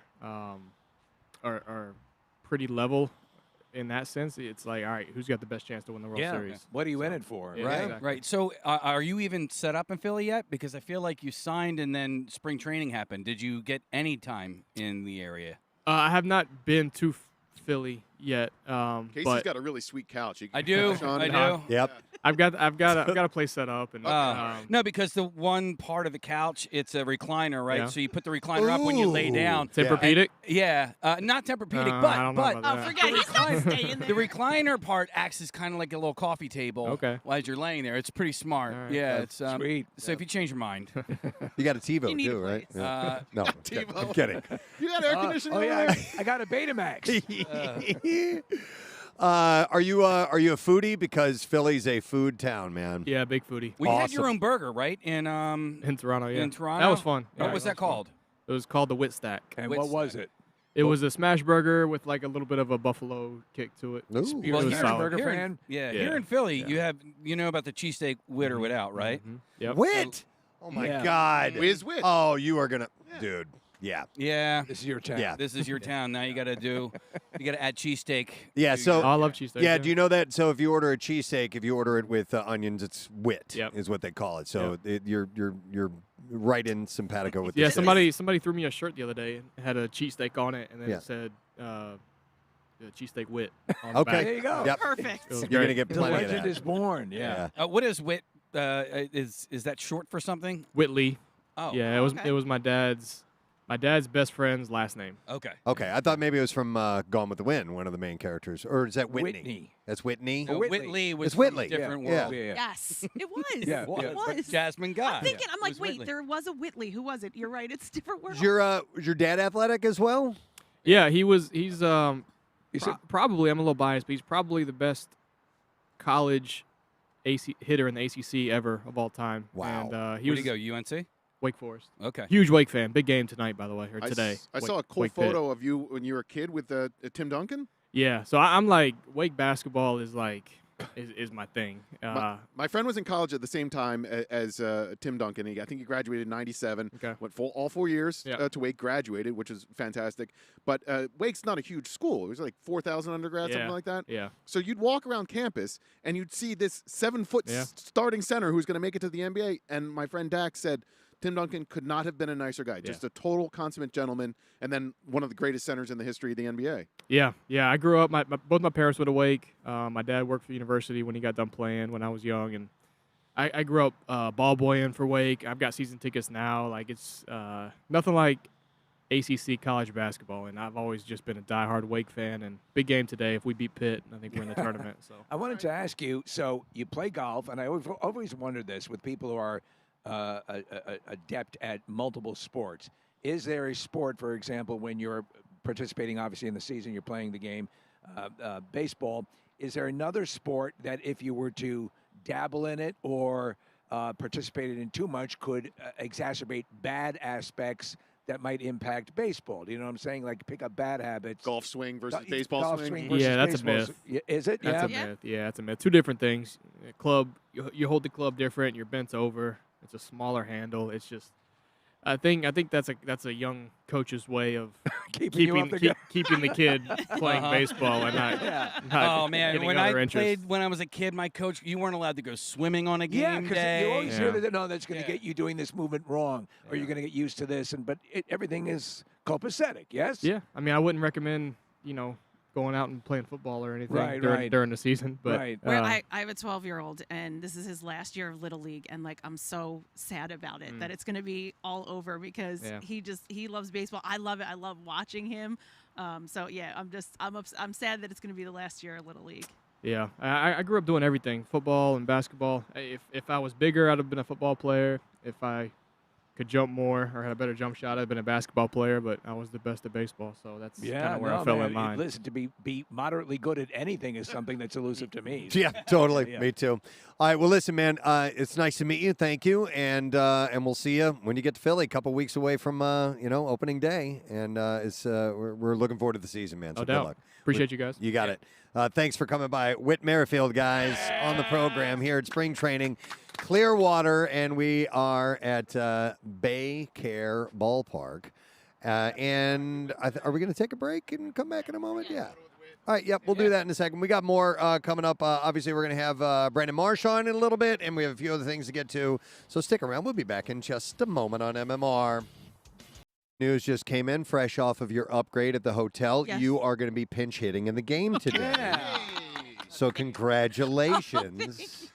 I don't know how you feel you are against the Red Sox, but we'll find out later today. God, do you know in high school we used to have to play softball as for gym, and I love the game of baseball. I was actually the baseball manager for the high school team. Really? But to actually go out and play when I had to play softball, I hated it. I hated catching the ball. I hated getting up to the plate. I wasn't good at it at all, and I hated every second of it. But I love watching baseball. So. Huh. That's kind of like, I'm not a big football fan, but Rochelle and I love football movies. Okay. I don't know why, but we absolutely love them, but just not that crazy into the game. Yeah. But I could see that. I could see you once you actually get out there and play, you're like, this is stupid. I don't like that. No, not this broke a stupid. nail. Yeah. And you know what? The coach, my high school coach's baseball coach, he would remind you of Charlie Manuel. He just had that that same type of temperament, personality, and so I had to be on my game. So I knew the game of baseball pretty well back then. I mean, okay. I don't, all not these keeping things the book. we're learning today, that she's guaranteed a presidential suite I know. wherever she goes. She's a massive baseball fan. No, but I had to keep the books, and if there was something wrong in there, I did not want to mess up for him because he was a nice guy. I know we've talked about this before, and it's an easy go-to topic, but I posted a while back on Instagram my top 5 favorite baseball movies. And mine are, and let's see if you guys concur with any of them. Okay. The Natural, Bull Durham, Field of Dreams, Major League, and in the last few years, Moneyball has worked its way in. I love that movie. It was on last night, actually. I think Brad Pitt and Jonah Hill are terrific in it. And then honorable mention for me is A League of Their Own. Okay. You guys know how I feel about Field of Dreams. I think it's a stupid movie. So, did you see Mulaney making fun of it? Yeah. No. It was Mulaney was making fun of it. And there are apparently ghost rules. Yeah. If a doctor is one of the players that gets to go back in time, but he steps off the field, God forbid, he can't do it again. He's like, apparently these are the ghost rules that we weren't made aware of. He did a whole bit of it, I guess, at the Oscars. Yes. Yeah. I joke when I say that. I've actually never seen it. I've seen I've caught parts of it here and there, and I haven't been caught up in the magic of it, but I know people. It's a beloved baseball film. Yeah. It's less what it really It's is. the father-son thing. Father-son thing. Yeah. It really resonates, and that's what got me. I resisted as well. Yeah. And then I spent a Sunday afternoon. I was doing my nails with the girls. Yeah. No, but and it got me. It got me. Okay. Yeah. But real quick, my top 5 or top 4 would be Sandlot, Major League, A League of Their Own, Bad News Bears, and I don't know what 5 is. Okay. All right. There's so many good ones to choose from. All right. Bang the drum slowly. Okay. All right. There's a ton. It's probably the sport that has the most, I think. Yeah, and cricket is great second. movies Yeah. about it. Cricket is second. I don't know. We never know, man. Who knows? Might be. Yeah. But I love A League of Their Own. I've told you, I think that Jimmy Dugan is the greatest sports movie character ever. Ever. Avoid the Because clap. he's funny. He has a tragic story. But he has redemption in it. He turns his life around in it. And he's goddamn hilarious in it as well. So I think he's the greatest sports character ever. But anyhow, we do have a bit of a sports character in front of us right now. Yes. And he is back, ladies and gentlemen. Brandon Marsh is with us here in Clearwater. Hey, man. What's up, guys? Good to see y'all It's again. good to see you too, and we're happy that you're back in action, man. Oh yeah, yesterday was a dream. It was so much fun to get back out there. Just being out there with the guys again. Watching them for the first half of spring. It was a little tough. Yeah, it's got to be, right? But it was all worth it yesterday. It was a lot of fun. When you're healing up, you had knee surgery, and it I'm sure it felt fine. Or were they still saying, wait, you got to wait a little bit longer, or do you go as soon as you start feeling pretty good? You're talking about just the post-op and all that stuff. Yeah. It was so it had some restrictions. Okay. After the surgery, and we just had to work through it and just get them all loosened up. But we're smooth sailing now. We're feeling cool. We're feeling good to go. I just wasn't sure how cautious, doctors are at saying, I know it feels fine, but hang on just a little bit longer. Yeah, there were days where it felt good, and they told me to pull the reins back a little bit, and days where it felt tough and told me to push harder. So, just trying to find that threshold to where we can withstand, some stuff out there. Is it your plant leg when you're batting? Is it the leg that you?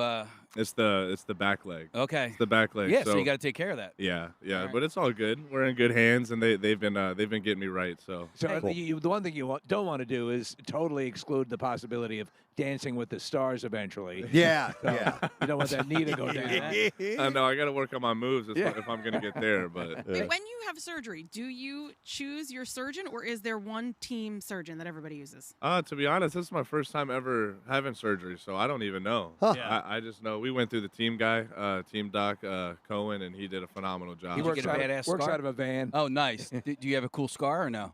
I got a little mini. Teeny. They do it like hole they there. did a really good job of making me look normal still. One time I had a mole removed from this knee, Brandon. You can probably see the scars. Oh wow. Yeah, we still have. They got you. You had to retire right there on the spot. Yeah. Yours is my playing days. Yeah. Your scar is bigger than mine. Yeah. Hey. It was a big mole. I watched a video the other day, and I immediately thought of you because it brought me so much joy to watch this orca whale just completely. Did you see this thing close in on a great white shark and basically swallowed it whole? Did you see that? No. Oh. So now I'm afraid of orca whales too. But Yeah.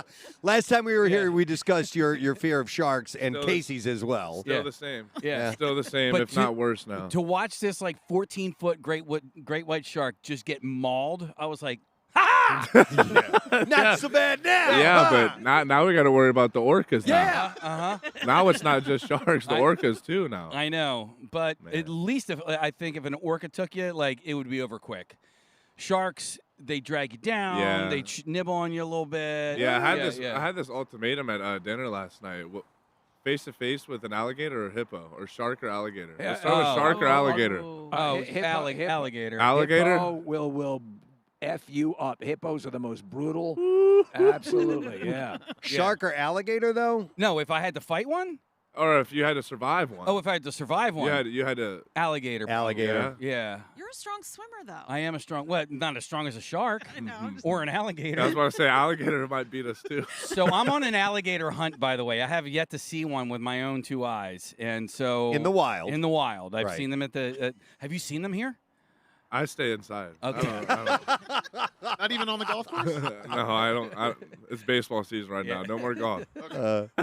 Hey, I watched the video. I pulled it up of you when they had you mic'd up. Spring training. It might have been last season.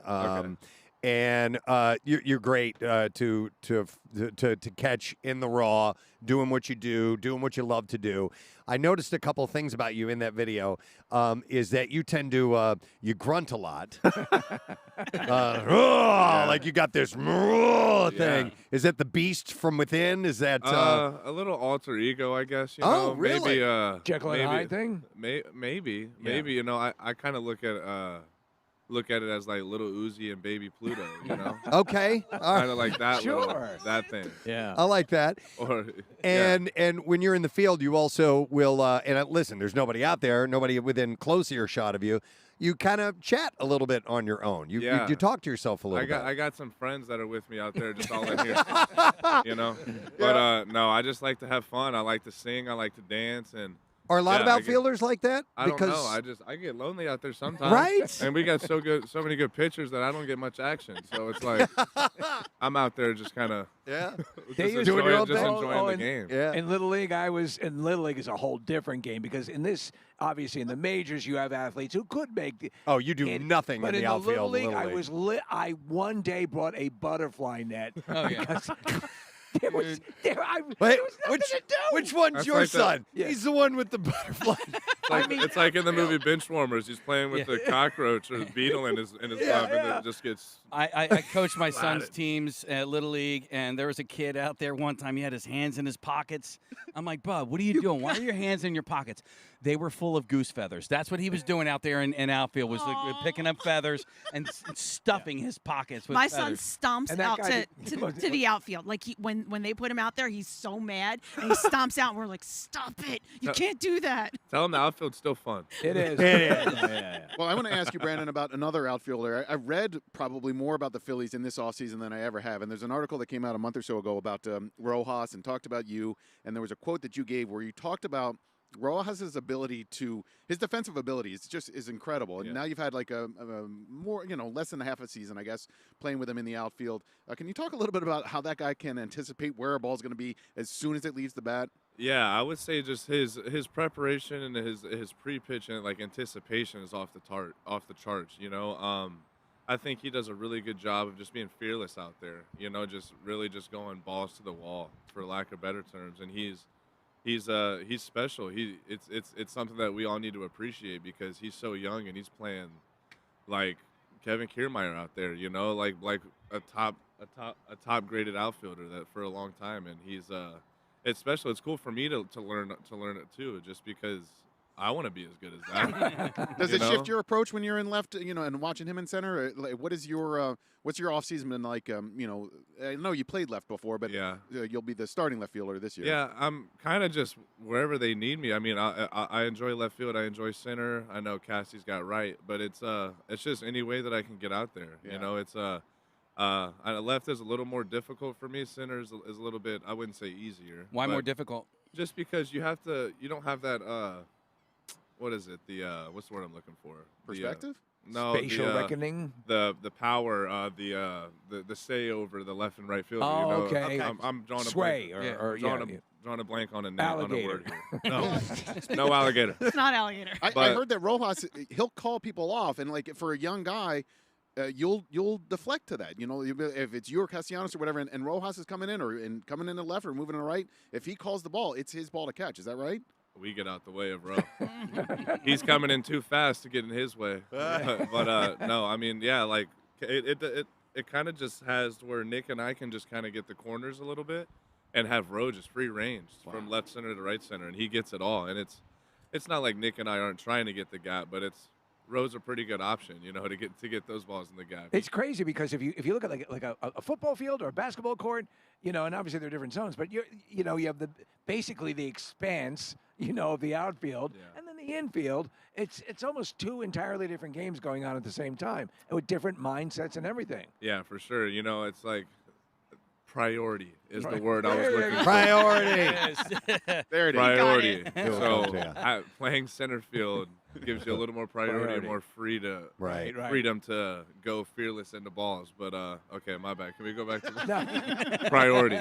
No, it's good. It's just a unique complexion of the game that you have. As you said, you're separated so far from your teammates out in the outfield, whereas it's a big party and everyone's getting in the infield. Yeah. And he occasionally places a cell phone call to the pitcher, and and it's just a different vibe. But it just occurred to me that you have that dynamic that's really so different in the same game. For sure, yeah. Like in the infield, Stott and Trey are always chatting up there. Yeah. Just talking about just positioning and all this and that. And I'm trying to yell and get Rojas and singing, and Rojas is trying to yell at me and move me over, pull me closer, and it's just like, I can't hear you, bro. Right.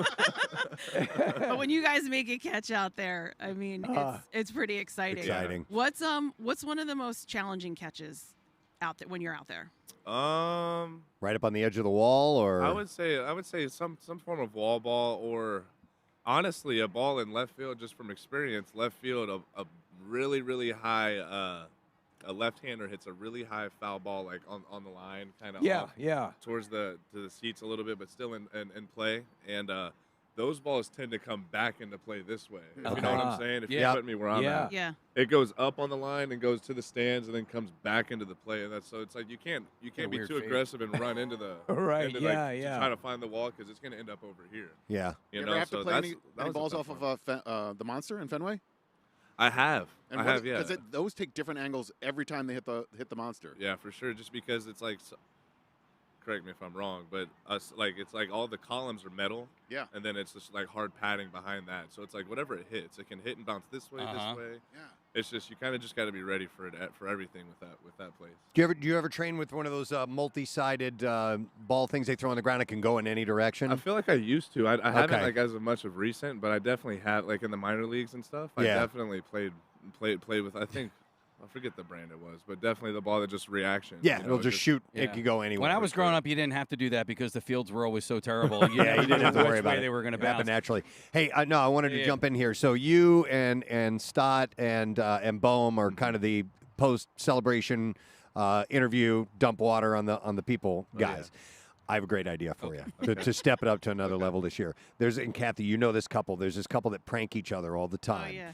They use like watered down shaving cream, and you don't have to do this part, but they'll put it in balloons and they'll pop it over the person's head and it lands on them. But then one of them comes out with one of the. If you ever seen a little mobile confetti cannon, it's a little tube, and you just twist the bottom and it shoots out. Okay. And so they get the shaving cream on them, and then they hit the confetti, and the confetti sticks to them like because being tarred and feathered. Yeah. Dude, you got to go with that. I can just see myself doing that to like Trey or Bryce, and then just getting backhanded. So I think that sounds fun for me. Yeah, that sounds really fun for me, but I don't know. I don't know if the big dogs are like that. You'll get the because those are going to be the guys. Those are going to be the guys that's going to. They get the interviews and go to the start of the game. So I don't know if they want little. Okay, if you could do it to one of the players, which player do you think would be most receptive? Priority. I don't know. I don't know who would be as receptive to it, but I would love to do it to Trey, just to piss him off. Well, feel him out. Feel him out first. Put an alligator in the shower with them. See how that goes. Respond to that. They got to wrap, but listen, we can't let you go because we want to make this our thing with you whenever we have you on. We want to play a game with you. Last time we were on, we played The Price is Right. I don't know if you remember that or not. So we're going to play a quick game because your hair and your beard are kind of your trademark. So we're going to play, instead of hardball, we're going to play hairball. All right? Okay. And I'm going to ask you trivia questions, and you have to, it's multiple choice. Okay. Multiple choice, and it all has to do with hair or beards, okay? Okay. So here's question number one. Do we have any music that we can play? All right, so here we go. Photographer Astrid Kircher helped create this hairstyle popularized by a certain Liverpudlian band. He hasn't even answered yet. Was it a mop top, a shop vac, a Fremunda flip, or a balloon knot? Can you tell me the name again? Yes, it was photographer Astrid Kircher helped create this hairstyle popularized by a certain Liverpudlian band. Was it the mop top, the shop vac, the Fremunda flip, or the balloon knot? I mean, the only one that I've heard of is A, but mop top? Yeah. That's right! dress. One. All right, this hairstyle finds its origins in medieval Europe and was associated with the apprentices of knights. Was it a schoolboy, a page boy, a paper boy, or an F boy? Schoolboy, page boy, paper boy, or F boy? A knight? A popular Yeah. hairstyle, right? In the apprentices of knights. Medieval times. Yeah. Schoolboy, What kind of hair they have then? page boy, paper boy, or an F boy? F boy. I gotta go with F, F boy. No, it was page boy. I've never heard of any of those. All right, Anything. I know you got to wrap up. Hang on, we'll do one more. All right, how about this? American dancer Irene Castle is credited for creating this hairstyle after cutting off her long hair prior to an appendectomy in 1914. Was the hairstyle called a Robert, a Bob, a Richard, or a Dick? A Bob. A Bob! Absolutely. 2 for 3. All right. How about this one? This hairstyle would have been quite familiar to the young men of an indigenous tribe of northern New York State. Was it a mohawk, a faux skin, a blue waffle, or a dipsy-do? The third one's funny. I think D. Let's go with D. D, a dipsy-do? No, it was a mohawk. The mohawk. I guess I thought way too much about that one. I Yeah, was you like, did. Mohawk, that's just way too easy. They're All not right, gonna give me that. we'll do a facial hair one, okay? In New York, Mohawk. Yeah, Yeah. the Mohawk Indians are from upstate I New York. apologize. Yeah. I did not know that. All right, Wyatt Earp, Salvador Dali, and Joseph Stalin wore this style of mustache, which requires large amounts of wax. Is it a kickstand, a handlebar, training wheels, or the little annoying bell that gets your ass kicked? Handlebar. Handlebar! What was that? Was the score then? We got a winner. He won. 3 out of 4. Hey, that's fine. That's a winning record right 3 out of there. 5. You're batting 3 out of 5. 750, man. That's Hall of Fame material. Nice job. That'd be nice. Let's do that today. All right, man. We know you got to get going. Good luck with everything. Opening day, 2 weeks. We are excited about the season, and it's great to see you again. Oh, man. Thank you guys for having me. It was awesome. Brandon Marsh, guys, on the Preston and Steve Show, right here. So I think we're going to hang for a bit. Is our other guest going to be rolling? Or we don't know. It's Shane Victorino. You never know with him. Dude, thank you. Appreciate it, Brandon. Or should we take a break? Or I don't know. I want to. We do want to get. Break and then come back with Shane. Well, I don't know. Do we have to remain fluid. we're really early. Let's Let's do a picture live on the radio. All right, because we can't leave without getting a picture with Brandon. So we'll do this. Hey, Brandon, can we do a picture with you? We're going to do it live on the air here. We normally don't do this type of thing. I'll keep talking. You guys get in place, Casey, and then I'll come over there and join you. And we'll take a quick photo because we gotta keep rolling for a bit, and we might have Shane Victorino on in just a few minutes. You know Shane pretty well? Oh yeah, Shane's the man. We've had some good talks this spring. He's been getting me back just mentally back into the game. You know, just a lot of the other guys are getting me back physically, but he was just talking to me about the game when he played and when we're playing now, and just how it's all coming together. He's awesome. All right, so we're gonna lean in here. We're gonna get a picture with Brandon. Oh, we're over this way. All right, beautiful. See, this is the moment, ladies and gentlemen, where we pause for a second. Yeah. And one and awesome. Thank you, brother. Appreciate it. All right, Brandon's awesome, and we appreciate him taking the time to come over here and hang out for a little dipsy do that we're doing. Out. Oh my God! Kathy, I just stepped on the breakfast burrito. Oh my God. Oops. Oh! And Kathy got free food at Wawa this morning too. No, I paid for it. I wanted something. I couldn't figure out on their machine how to order it.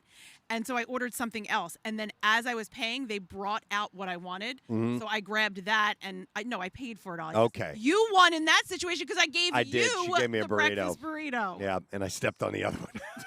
You can still eat that one. Hey, I have a question, guys. So I'm trying to wear, I'm wearing my glasses as I need them to read properly, but it's been getting sunny. And do you ever put sunglasses on top of regular I haven't, glasses? but now my sunglasses are prescription. Oh, So, really? Yes. I should probably get those. Yeah, so a lot I of actually people complain though about, like, my wife has them, and sometimes depending on if you go into a place with air conditioning or whatever, it takes it doesn't convert as quickly. the transition. Right. Yeah. All right, how bad does this look? Ridiculous. It looks pretty No, stupid. It looks fine. It looks fine. Okay, I got my shades on over my. You're going for my regular function over glasses. fashion. They right kind of now. look.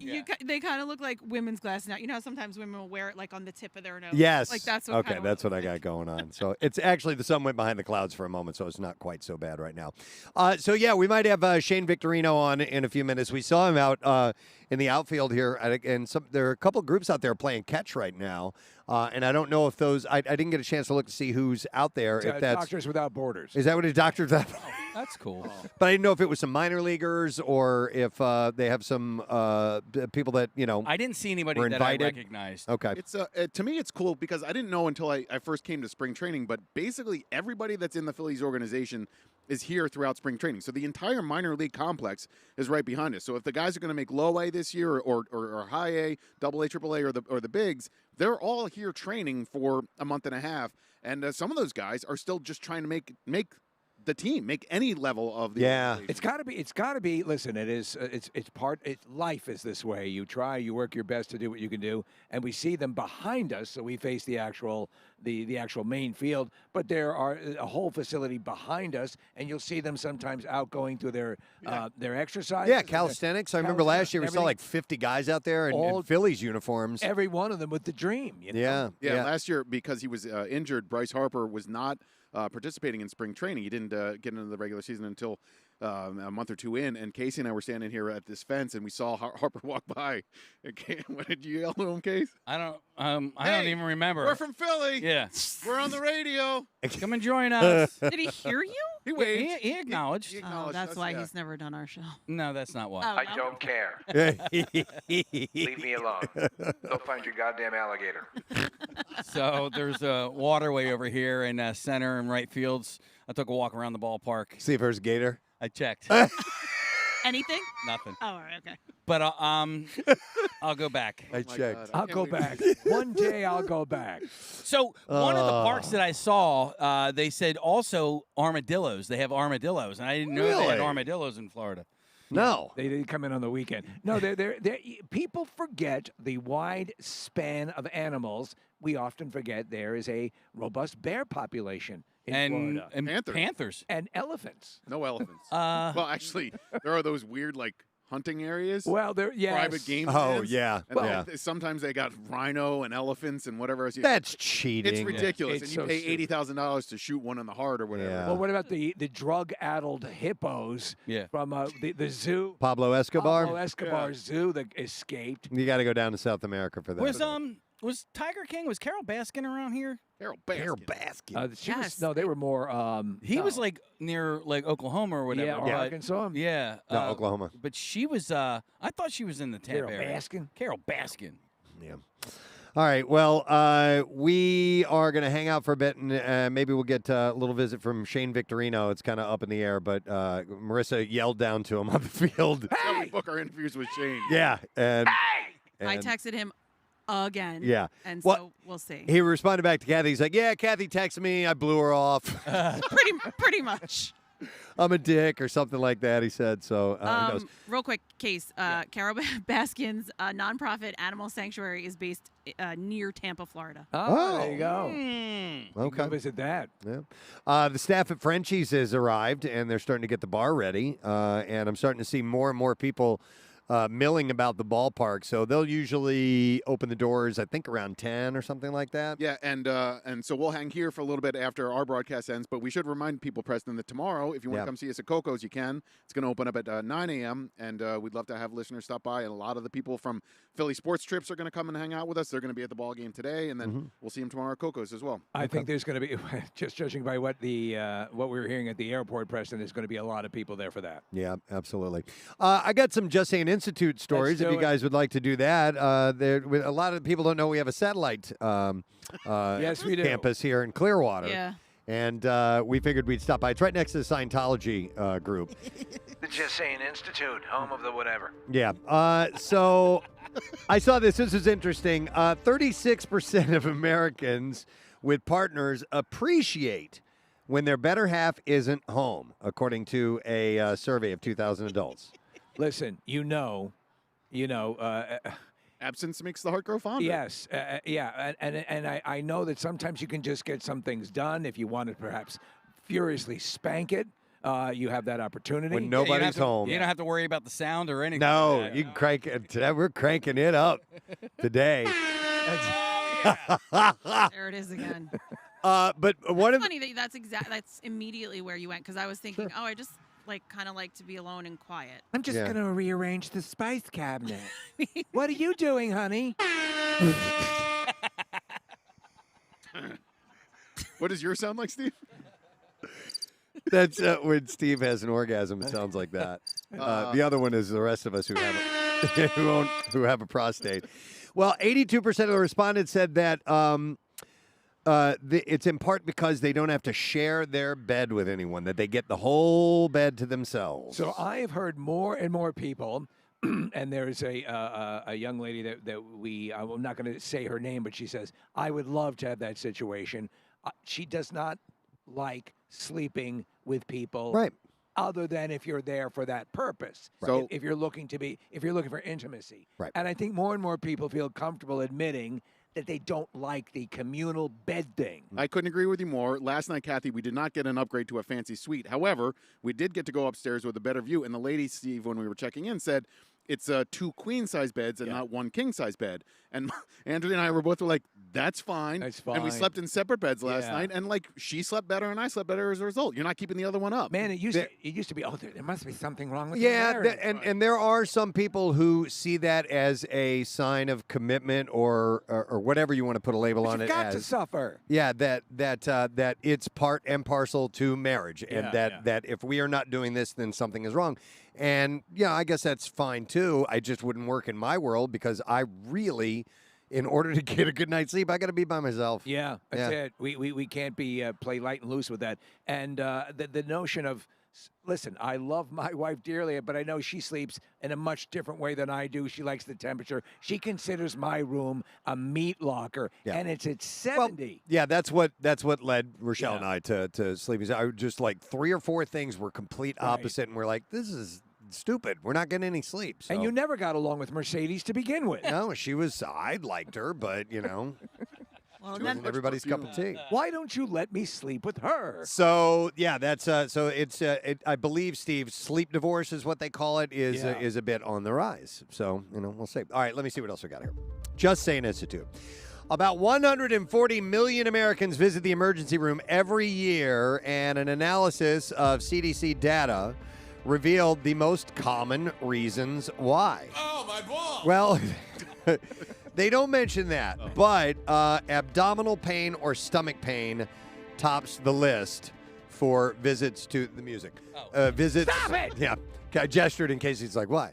Turn off the goddamn music. Tops the list of more than 12.4 million visits to the ER, and it's also the leading reason for children 15 and under go to the ER. Well, and I wonder if that has anything to do with the appendix. Jace had his appendix out last year, and that's really what it was.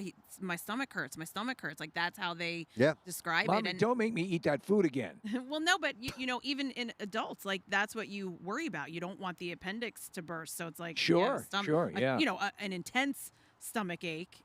People are maybe going, running to the emergency I'm room. surprised. Actually, though, I've heard, maybe this is from this survey that you're just reading, but that stomach issues, whether it be nausea or whatever, send so many people to the emergency room. Yeah, and like it says here, Kathy, in the description, it says, while many causes of stomach aches are benign, conditions like appendicitis or obstructive bowel require emergency surgery. You guys know I went to the emergency room. I thought for sure I had some kind of serious problem. I get there, they do a CT scan on me, the whole thing. They're giving me drugs, all pain medication, all that, and they come back after the results come in. They essentially go, "You got to take a dump," and I'm like, "What? Are you kidding me?" What the? I had severe cramps, horrible, bent over, crying. I mean, it was excruciating pain, and all I needed was a freaking enema, and to pass it, and that was it. And I'm like, I tried at home on my own, and it hurt so much. I'm like, this is dangerous. I need to stop right now, and I need to go to the hospital. That went on for like a couple of days, right? Yeah, it was 24 hours before I finally went to the hospital. Do you know why you were so? He's a tight ass. It's just compacted fecal matter. I don't know. By the way, when that happens, when you get like a gas buildup or you get overly gassy and it's not releasing, you're sure you're having a friggin' heart attack. Yeah. Chest pain comes in second, by the way, All right. Yeah. with 7.8 million visits. Shortness of breath, cough, and fever round out the top 5 ER. Malfunctioning penis pump in there or not? I don't think it made the top 5, but maybe number 6 get this thing working. is a malfunctioning penis problem, for all I know. All right, Just Saying Institute. What else do we have here? Researchers from Brown University have discovered that it went too quick that time. That was too quick. Yeah.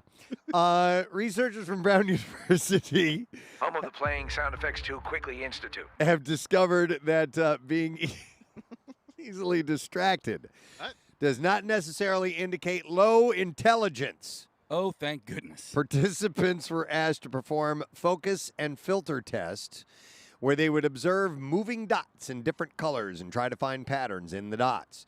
Yeah, they're dots. Researchers discovered 2 brain regions which help us filter out the quote-unquote noise when focusing on tasks. When people talk about the limitations of the mind, they often put it in terms of humans just don't have the mental capacity or humans are lacking computing power, according to the lead author. They said it's not that our brains are too simple, but instead that our brains are really complicated. Do you find yourself easily distracted? Huh? Yeah, definitely. It depends on the situation. And listen, what I told you, we had a meeting with our financial planner recently. Well, yeah. And I remember him throwing out a couple of words that I think I know what they mean, and so therefore my mind starts to analyze what that word might be.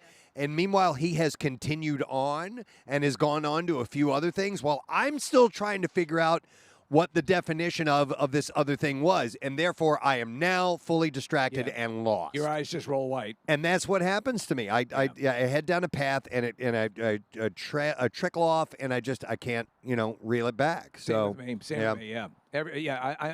So like when I'm really concentrating on something, I have to have it quiet. I have to be focused. I have to have What about music? Because when I can't. So sometimes when I really need to concentrate, I'll put headphones on or earbuds in so that I can listen to that, and that allows me to focus on something else. Yep. No, some people are that way for sure. What's up, buddy? How you doing? Hey, all right. Well, we're wrapping up the Just Saying Institute. We're moving on. We have another guest who has arrived, and we love the fact that we get to spend some time with him.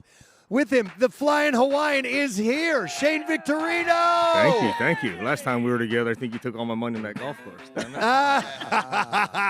It was a good time, though. Yeah, it was. We played around in golf. And then you had to get to, like, Bluebell or something. We were down near Delaware and had to get back for somebody. Was it a wedding or I don't know what, man. It was a wedding, yes. Golf will we'll do it again soon enough. Yeah, we'll definitely do it again. That's pretty good.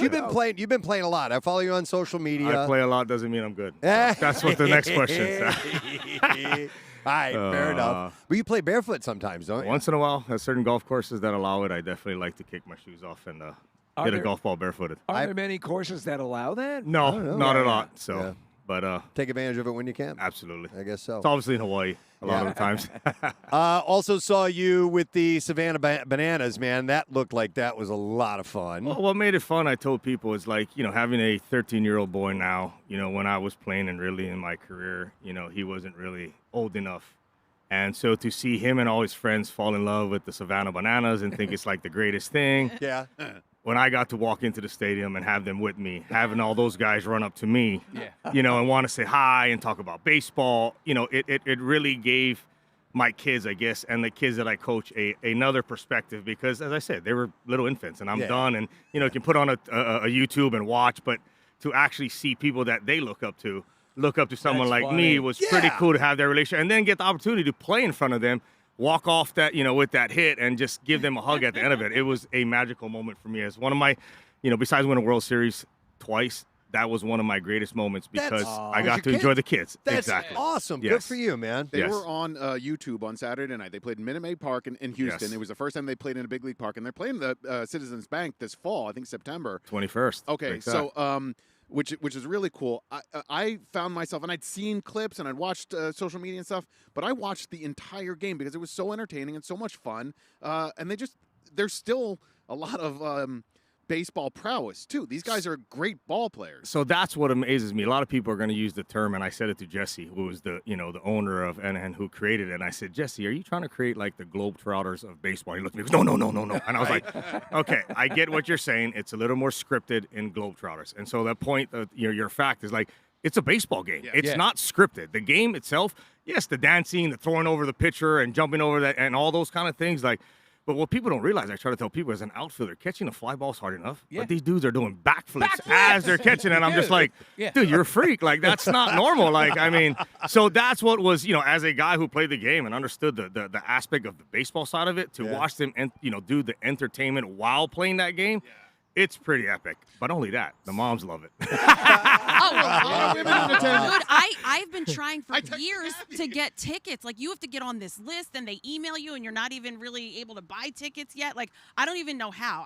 I've been trying, and I'm still trying. It's impossible. I mean, the guy told me that, last year in Vegas, and then obviously, I helped with the announcement in Philadelphia. I asked him, I said, he's like, Shane, we're up to 1 million wait lists for tickets. Wow. So if you're thinking that there's 40,000 in Philadelphia, there's 1 million people on their wait list. That's not even people that they're actually emailing to say, hey, like, this is, opportunity to buy your tickets. And so you say that I couldn't get tickets in Vegas. So my only avenue in was basically play. And I was like, okay, I guess, but I did tell him going into it, I didn't want to play. I just kind of wanted to be a part of the atmosphere, enjoy the moment. But as it built up, and as I sat there and I was like, man, here's that moment. Like, do you really want to do it? And I was like, yes, let's do it. Do they, because it's so popular, and I'm not that familiar with the mechanism behind it, but can they have multiple teams go out and if they have 1 million people in a wait list? I won't break secrets, but a lot of things I think is building up to the opportunity where there is, a what they call unquote Savannah or Banana Ball League. Yeah, and they're going to, I think that they want to get between 4 to 10 teams at some point and actually tour and go around. And I actually told Jesse, I think it's one of the most fascinating things. I mean, as I said, to see 41,000 sell out or whatever it was in Houston the other night. I mean, there was a moment in the game where they brought out a Make-A-Wish kid in the Houston game, and both teams came around and surrounded the kids. So it's not only is it great baseball and really entertaining, but it's super touching. Like, these guys know how. They know that they're performing, but they just seem like great dudes. They're unbelievable humans, and that's what makes it great. And they understand their role. I tell them, they know that they're getting to play the game that they love. They get to entertain.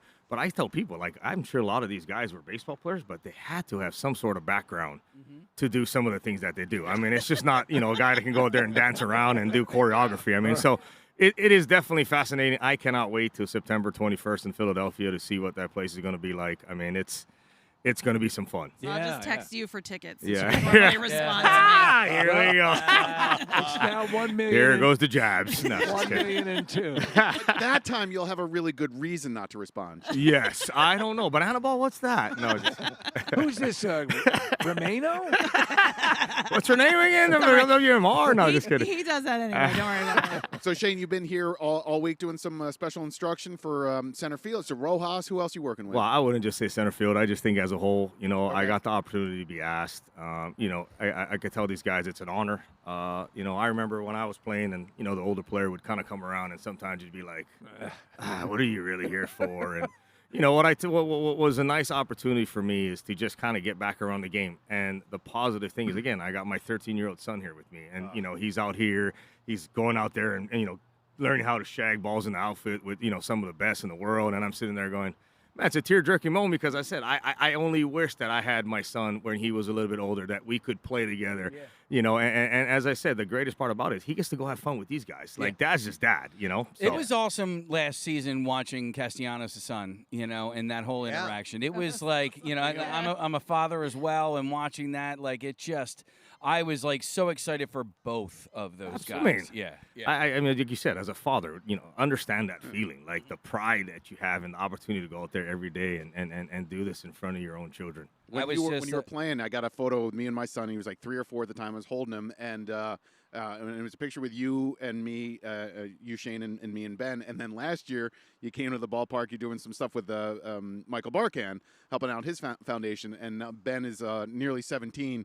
I couldn't pick him up and hold him but we did recreated that picture. Recreated it, yeah. And you're right. Like I went to the World Series game with my dad 2 years ago, and it'll be a memory I'll treasure for the rest of my life. I mean, I got the opportunity to take my dad to a Super Bowl. He was a 49ers fan, 72 years old. I never went to a Super Bowl, and being there in Vegas and living there for 20 plus years now full time, and getting an opportunity. So like you said, it's being the athlete that was able to do it on the field, now being in retirement and understanding somebody's moment as a fan, as a a father, or as a son, and it you realize how lucky, I guess, I was to play a sport and do it for, a living, and especially in a place like Philadelphia where, there's no place like it. No. Shane, I wanted to ask you, how's the rebuilding of Lahaina going? Because I haven't checked any updates as of late and seen what the progress is. It's coming along. It's still, there's a lot of friction. There's a lot of, trying to find out why, what's the reason, how did this happen? And I think the toughest thing now is that, in fact, I was just talking to my best friend back home, and, there's so much work around it. And, he's trying to call me and say, hey, can you help get, a dump truck? Can you help get this? And can you help get this to the islands? And because that cleanup, I mean, to be honest with you, I read an article, and this is we're probably 8 months into it. They just literally went down one of the first streets to actually clean one street.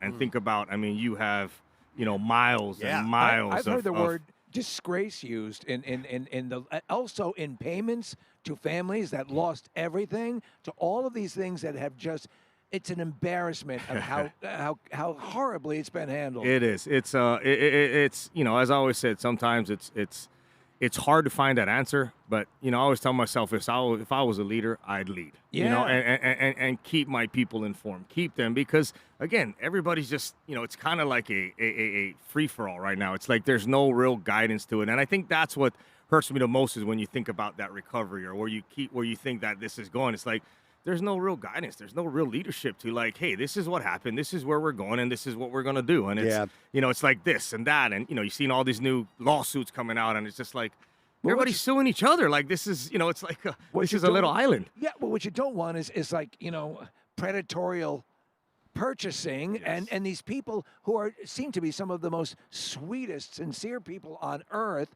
being chased out of homes that have been generational. Yes, I mean, and that's what's happening, but.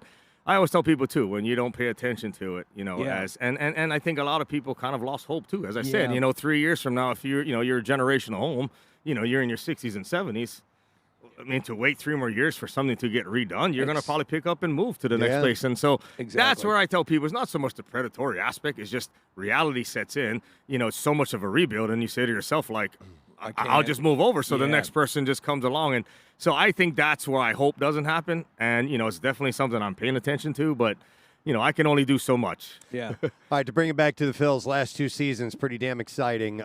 Nick, Larry Bowa, a lot of people have said out loud World Series this year. I mean, it's obviously you don't know what's going to happen through the season, but, I mean, we still got the core of this group in full force. What are your, your gut feelings? There's winning atmosphere here, and that's and that starts there. But I always try to remind any fan, any person that I talk to, and making them realize, it's hard. It's not easy. Yeah. And I think that some of the winning ways have come back, and a great fan base like Philadelphia sees it as a almost 100% that it's supposed to happen. When I like to tell people, take a deep breath and look how hard it was. I mean, we did it in 08. I mean, that's what, 15 plus years ago. I mean, it doesn't, and before that was what, in the 8. I mean, so it's not that simple. But yes, do I see a winning atmosphere? Do I see a great core? Unbelievable. Does it remind me of our days when we were there? 100%. But again, just remember, it's not that easy. And yes, I would love to see another, championship come to the city. Yeah, I mean, when we were watching the NLCS last year, you kind of expected them to roll over the Diamondbacks, and the Diamondbacks put up a fight, and it was a surprising loss and a disheartening one. But sort of the perspective I've gotten in the spring and leading up to spring training and then the season starting is that that'll serve as a lesson for these guys, and look, yeah, you're right. It's really difficult. Getting to the World Series is really, really hard. But they got a taste of it in 22.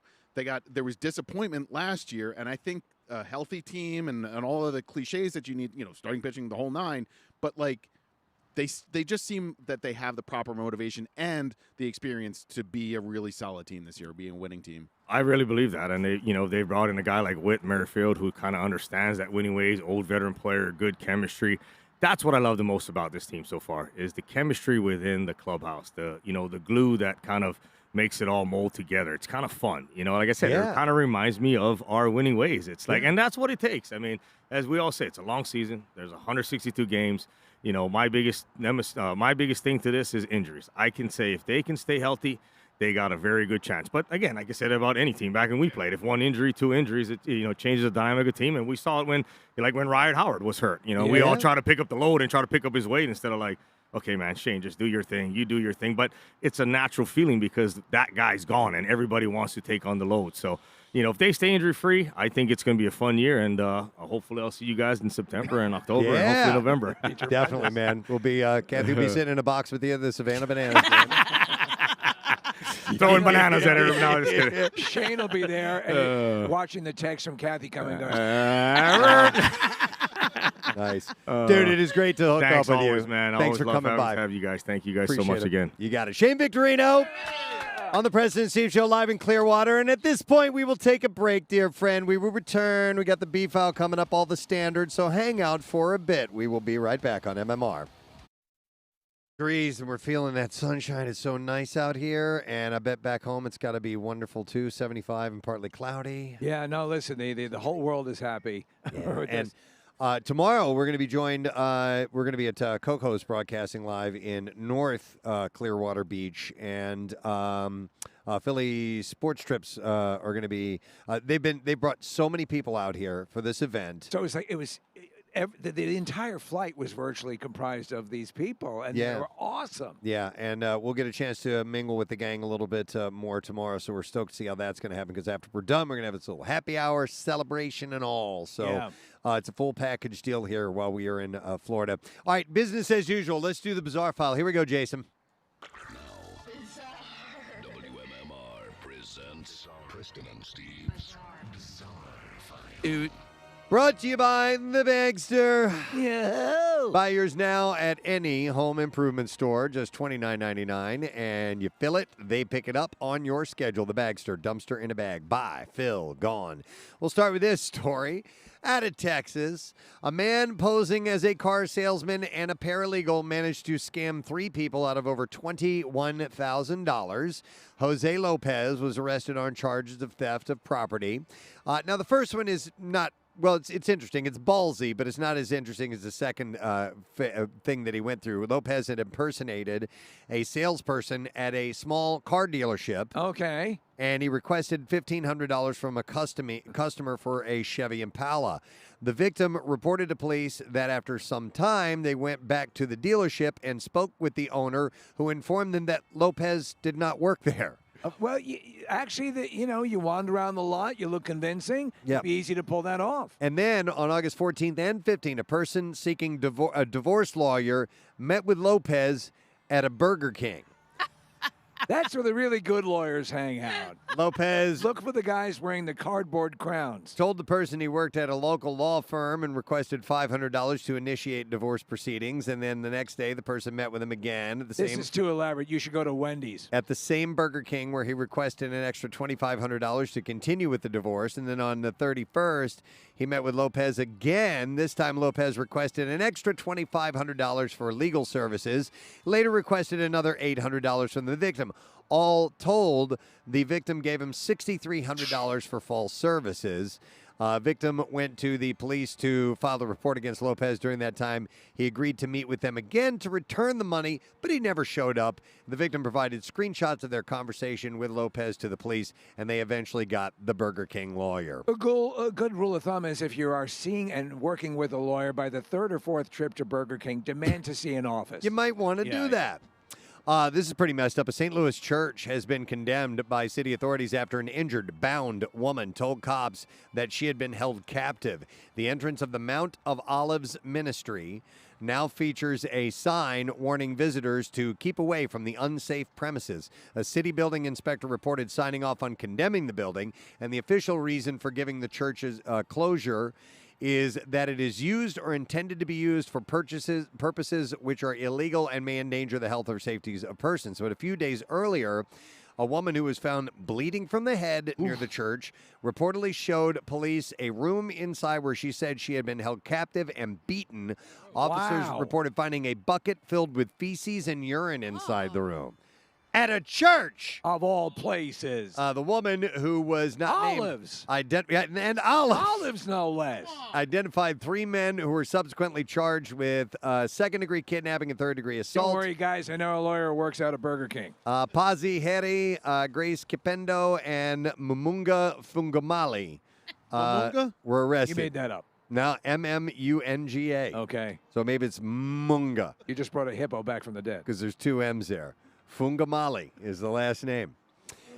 It's not immediately clear what role the 3 men played at the church, though they were described, Kipendo was described by one congregant as a respected leader. So I don't think it's part of, their program to put you in a room and make you crap in a bucket. In New York City, a pair of knife-wielding bandits ripped off an obscene amount of Bounty paper towels from an East Upper Side CVS on Tuesday. We got them! But they didn't get far before their paper-thin scheme went down the tubes. The duo ambled into the drugstore around 10 a.m., pulled out 20 packs of the brand-name paper products worth more than $200 off the shelves. When a 20-year-old male worker demanded that they leave the store, one of them threatened him with a knife. Wait a second. This box on the counter has money in it. They then fled the store with the bulky towel packs worth about $227 in total, headed to the train station. The NYPD had not officially confirmed any arrests by the afternoon, but photos show the police restraining a man with several packs of the stolen Bounty paper towels at his side.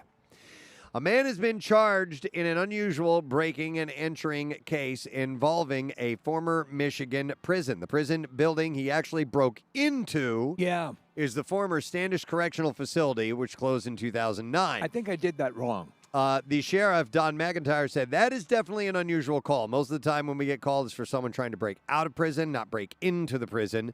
You know what, Preston? It's the last thing they'd expect. They'll never expect They'll never expect it. Police responded to an alarm at the former prison facility around 11:30 on Sunday. They allegedly found a glass door at the administration building smashed and 42-year-old Cody Bellamy walking out. Investigators found several items in his Lexus, which was registered in the state of Oregon, and it was believed to be stolen jewelry as well as some cash and burglary tools and an unregistered firearm. So he is being held on a $100,000 bond. All right, let me see if I can find one more to get How to. is your glasses and sunglasses? I took the glasses off. All right. I'm going only sunglasses because I noticed all the stories that I have are very large print. Okay. So I can read them. It sort of perfects that Bono look. Sans glasses. All right, one last story. Police in Japan have arrested a 48-year-old man on suspicion of property destruction after he poured urine on a pachinko machine. No. Causing it to malfunction. Why is this damn thing not working? And why does it smell like piss? Takahiro Shianuma, who works for the Labor Bureau, poured the urine on the machine at a parlor. And by the way, I love his excuse, okay? Okay. The machine's alarm went off, prompting a parlor staff to report the incident to police. Security camera footage showed him pouring something onto the machine, leading to his arrest. And when he returned to the pachinko parlor, they arrested him. Police said that he has denied the allegation and quoted him as saying he doesn't remember because he believes he was drunk on Saturday. That never happened. I was completely drunk. I was drunk. Yeah, I'm just walking around my bucket of piss. Yeah, and that is what I have in the bizarre file for you this morning. All right, you know what? The sun glare is getting so strong, I can't even see what time it is. 10:03. All right, 10:03. All right, yeah, we're doing good. So we got a few more things to do before we wrap up and get finished. We're going to have our lesson question, trash, and music news on the way. Letter Day for Word of the Week prize. Hopefully be checking in with Pierre for that. And then we get to hang out here and watch the ball game. That's which is right. wonderful, and getting ready for tomorrow's live broadcast. So we'll go ahead and take a break now. We'll return with all that stuff and more. So stay with us as we come to you from beautiful, sunny Clearwater, Florida on MMR. Be right back. And as a prize, hang on a second here. I know I have that information. I have it right here. Lesson question: we are going to give away a 4-pack of tickets to see, or to go to the 25th annual Greater Philadelphia Boat Show, which is this weekend at the Expo Center Oaks. So Nick is going to ask the question. Nick, what do we have today? Earlier this morning, Steve made a mistake and thought that the Phil's ballpark sunscreen was actually which item? All right. Steve made a mistake and thought that the Phil's ballpark sunscreen was actually which item? All right, 215-263-WMMR. If you know the answer, please call. And while you call, we're going to do the trash. Here we go. The trash business is a gold mine. 93.3 WMMR with Preston and Steve's Hollywood Trash.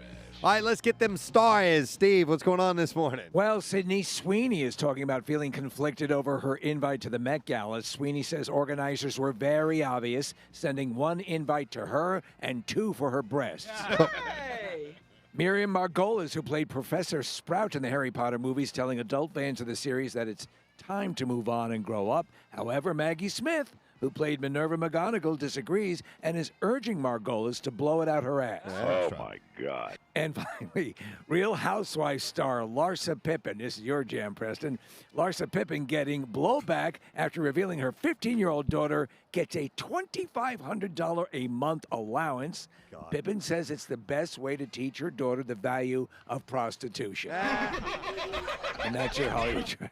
All right, thank you, Steve. So we're going to take a crack at this and see if we can work our phones live here at the ballpark. We haven't done that yet, where I actually initiate this. So the question again, if you will, Nick. Steve made a mistake earlier this morning. He thought that the Phil's ballpark sunscreen was actually which item? All right, we will go to Wayne and see if we can get a winner. Hi, Wayne, can you hear me, sir?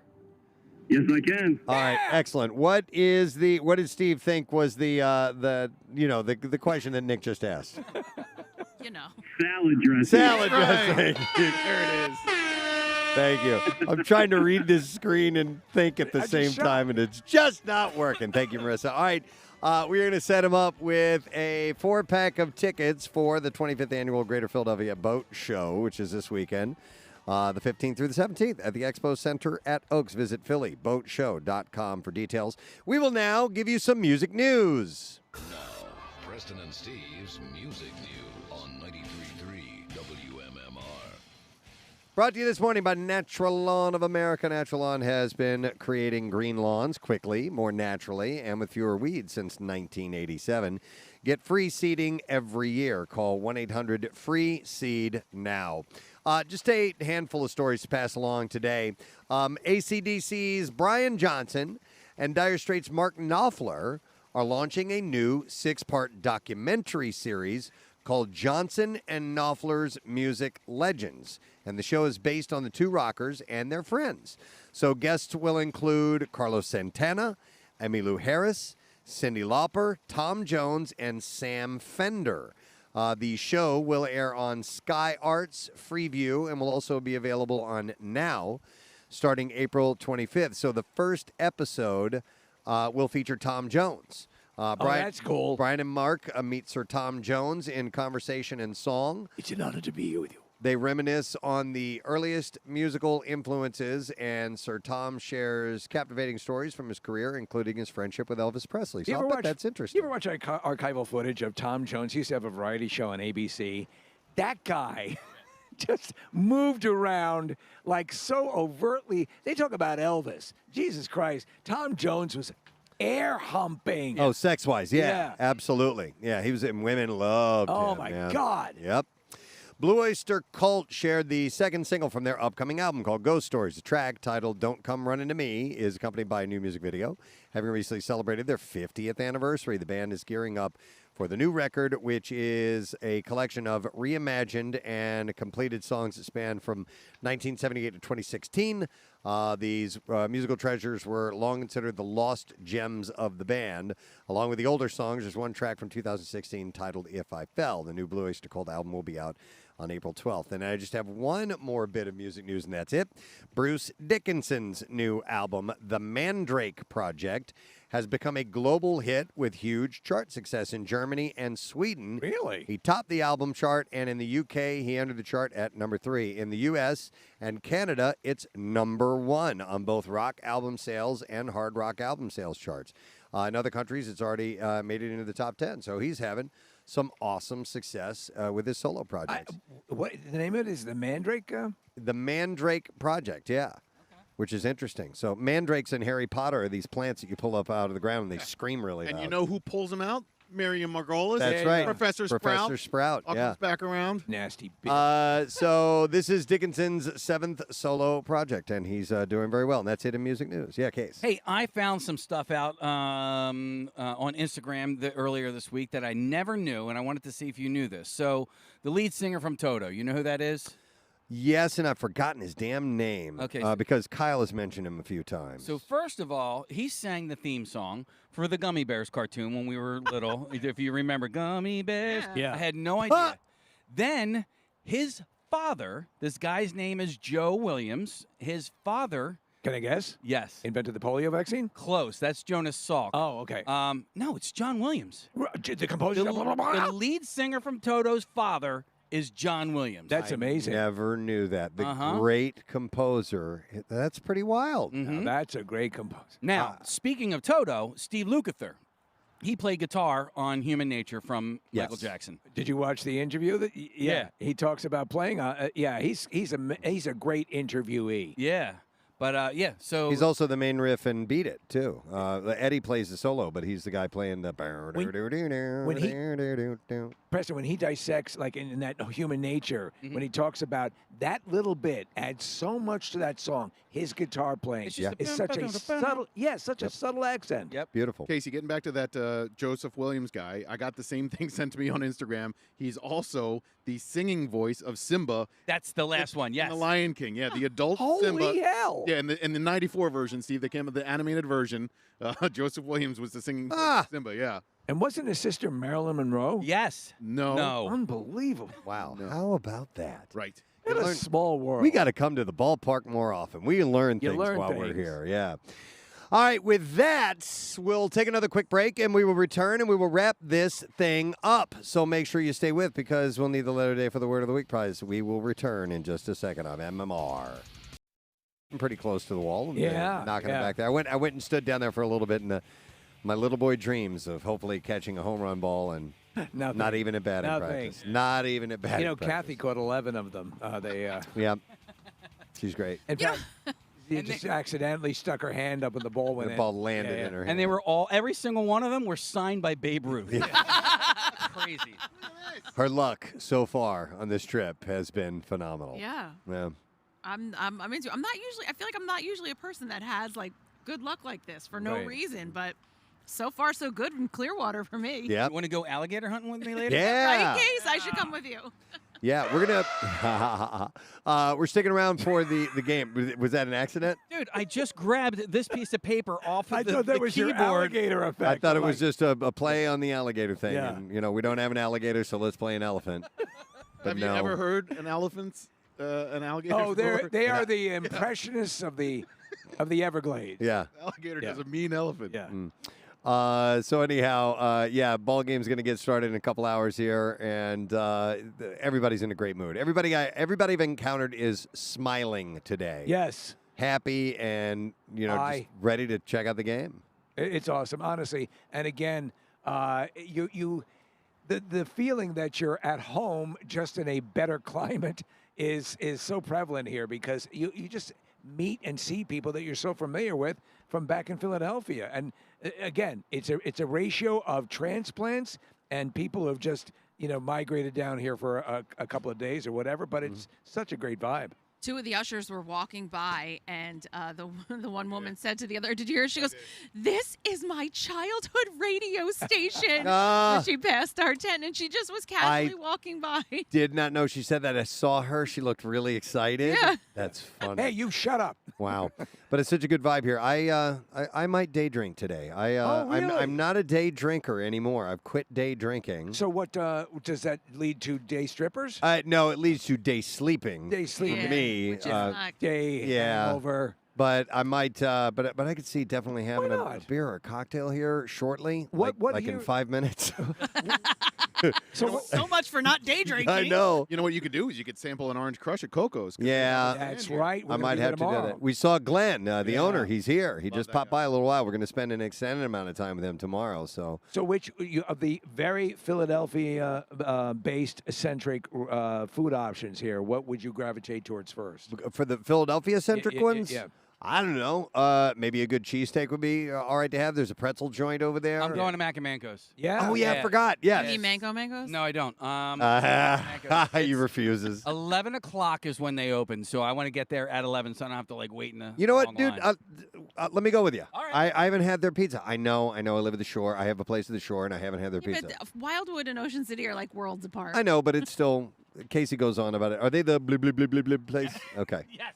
As a matter of fact, I think I have that sound effect. Oh, it's how the sauce they put on their pizza. The machine goes blip, blip, blip, blip, blip. But Casey does a much better impression of it, and he's searching. Oh, that's it. I'm sorry. That's also a porn movie. It's not blub, blub, blub. It's okay. You know what's funny to see, Steve, is when people come here to the ball game, sometimes they watch some of the ball game. Other times they just hang out at Frenchie's the whole time. That's it. And it's that vibe the whole time. Baseball is sort of happening in the background.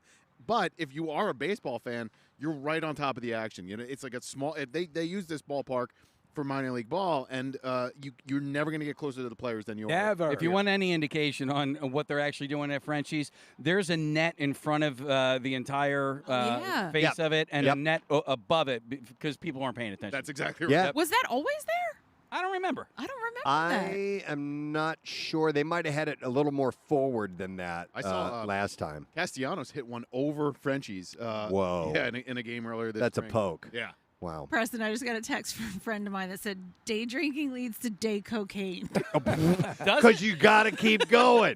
You got to take the edge off. You got to keep the day going. So I get it. And before you know it, you're talking to your lawyer in a Burger King. All right, so I would like to thank our guests who are on the show today. We had a great time.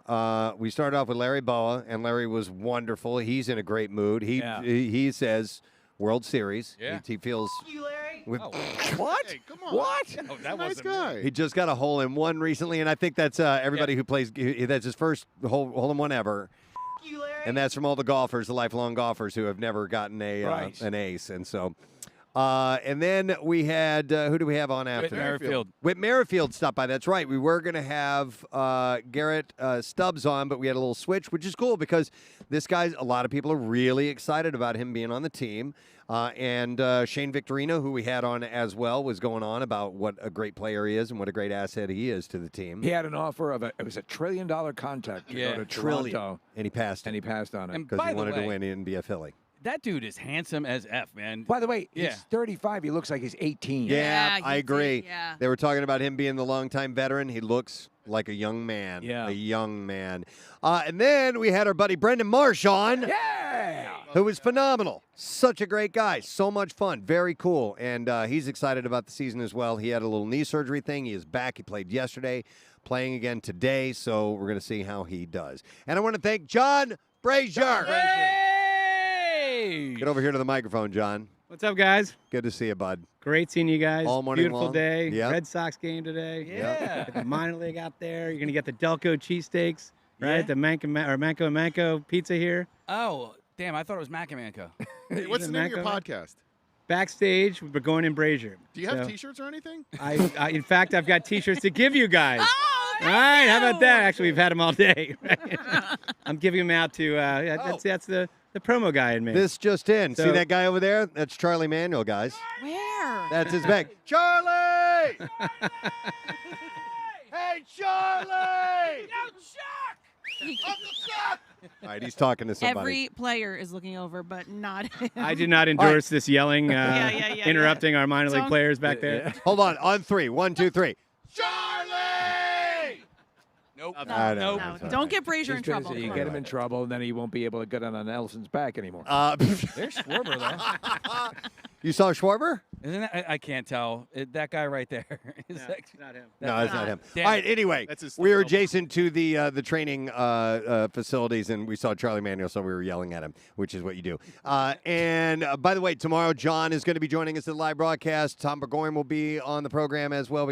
I'll get to the details on all that stuff in just a little bit, but I guess we should get our letter of the day. I have no idea if Pierre is on the other end or not. We usually hear from him if I say, "Hey, Pierre, are you there?" Hello. Hey! How you doing, man? I'm sporting. You're sporting. Yes. What are you sporting? I love the football thing you're doing. Oh, I thought you were sporting. Sporting Sometimes you say something? that you're No. wearing something. yeah. I Just am. sporting in I'm general. sporting Dior today. Sports up. Sports up. He's wearing a catcher's mask. Mother effers. Yeah, bitch. Sports up, mother effers. All right, let's kick some ass and take some names and have a fight on the field. All right, we'll start by taking a letter. Let's do that, Jason. Here we go. Preston and Steve on 93.3 WMMR. Now, the Daily Letter. All right, and the Preston and Steve Show is brought to you today by the letter. L as in Larry. Larry. We spoke to Larry Bowa earlier this morning. All right, the Word of the Week prize, which I was not prepared for, is, hang on a second here, I have the information that I will impart upon to you. It is a concert ticket trifecta, pair of tickets to each of the following shows. MMRBQ, September 21st, FM Pavilion. Daryl Hall and Elvis Costello, July 10th at the Man. And Weezer, playing the Blue Album in full, September 13th, Wells Fargo Center with The Flaming Lips and Dinosaur Jr. Tickets for MMRBQ are on sale now. The other shows go on sale tomorrow at 10 a.m. via Ticketmaster. Go to WMMR.com for information and another chance to win tickets for each of those shows. What are you doing today, Pierre? Well, lots of cool things. First thing I want to mention is we will have a world premiere of the brand new Bon Jovi song coming up in the 11 o'clock hour. Wow. Probably within a half an hour or so. Give Awesome. Or take. Excellent. So stand by for brand new Bon Jovi. And we also have tickets to give away for Weezer and Sting. We'll do a workforce block of Sting. Tickets will go on sale tomorrow for the Sting show at the Met. Two shows, actually, the 30th of September and the 1st of October.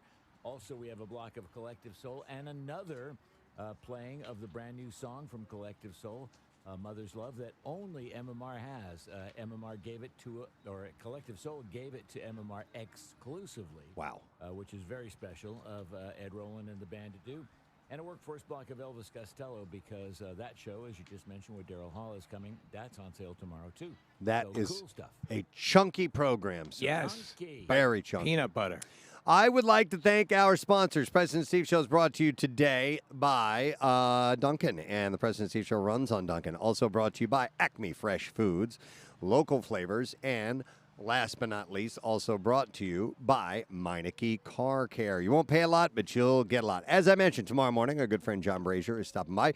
We're doing a No Sad Bro live from Coco show tomorrow, and we'll be at Coco's Crush Bar, North Clearwater Beach. If you are in the area, come and join us, man. Doors open at like 9 o'clock. Who knows? They might open earlier. I have no idea. But it's going to be a great time. We will be speaking to Tom Burgoyne, who's a very close personal friend of the Philly Fanatic. And not only that, we're going to have a conversation with William H. Macy tomorrow morning. How about that? Too, because he is in town for an event. He's in Philly for an event. So we'll get him on the phone and chat about that. Yeah, he's at the Keswick tomorrow night, Preston. Excellent. So those things and more tomorrow morning. That is it. We are done. Ray John, go Phils. Yeah. Why don't you? And we'll see you later, gang. Bye-bye. Thank you, Jason. Thanks, Jay. Talk to you tomorrow. Good show today, gang. Preston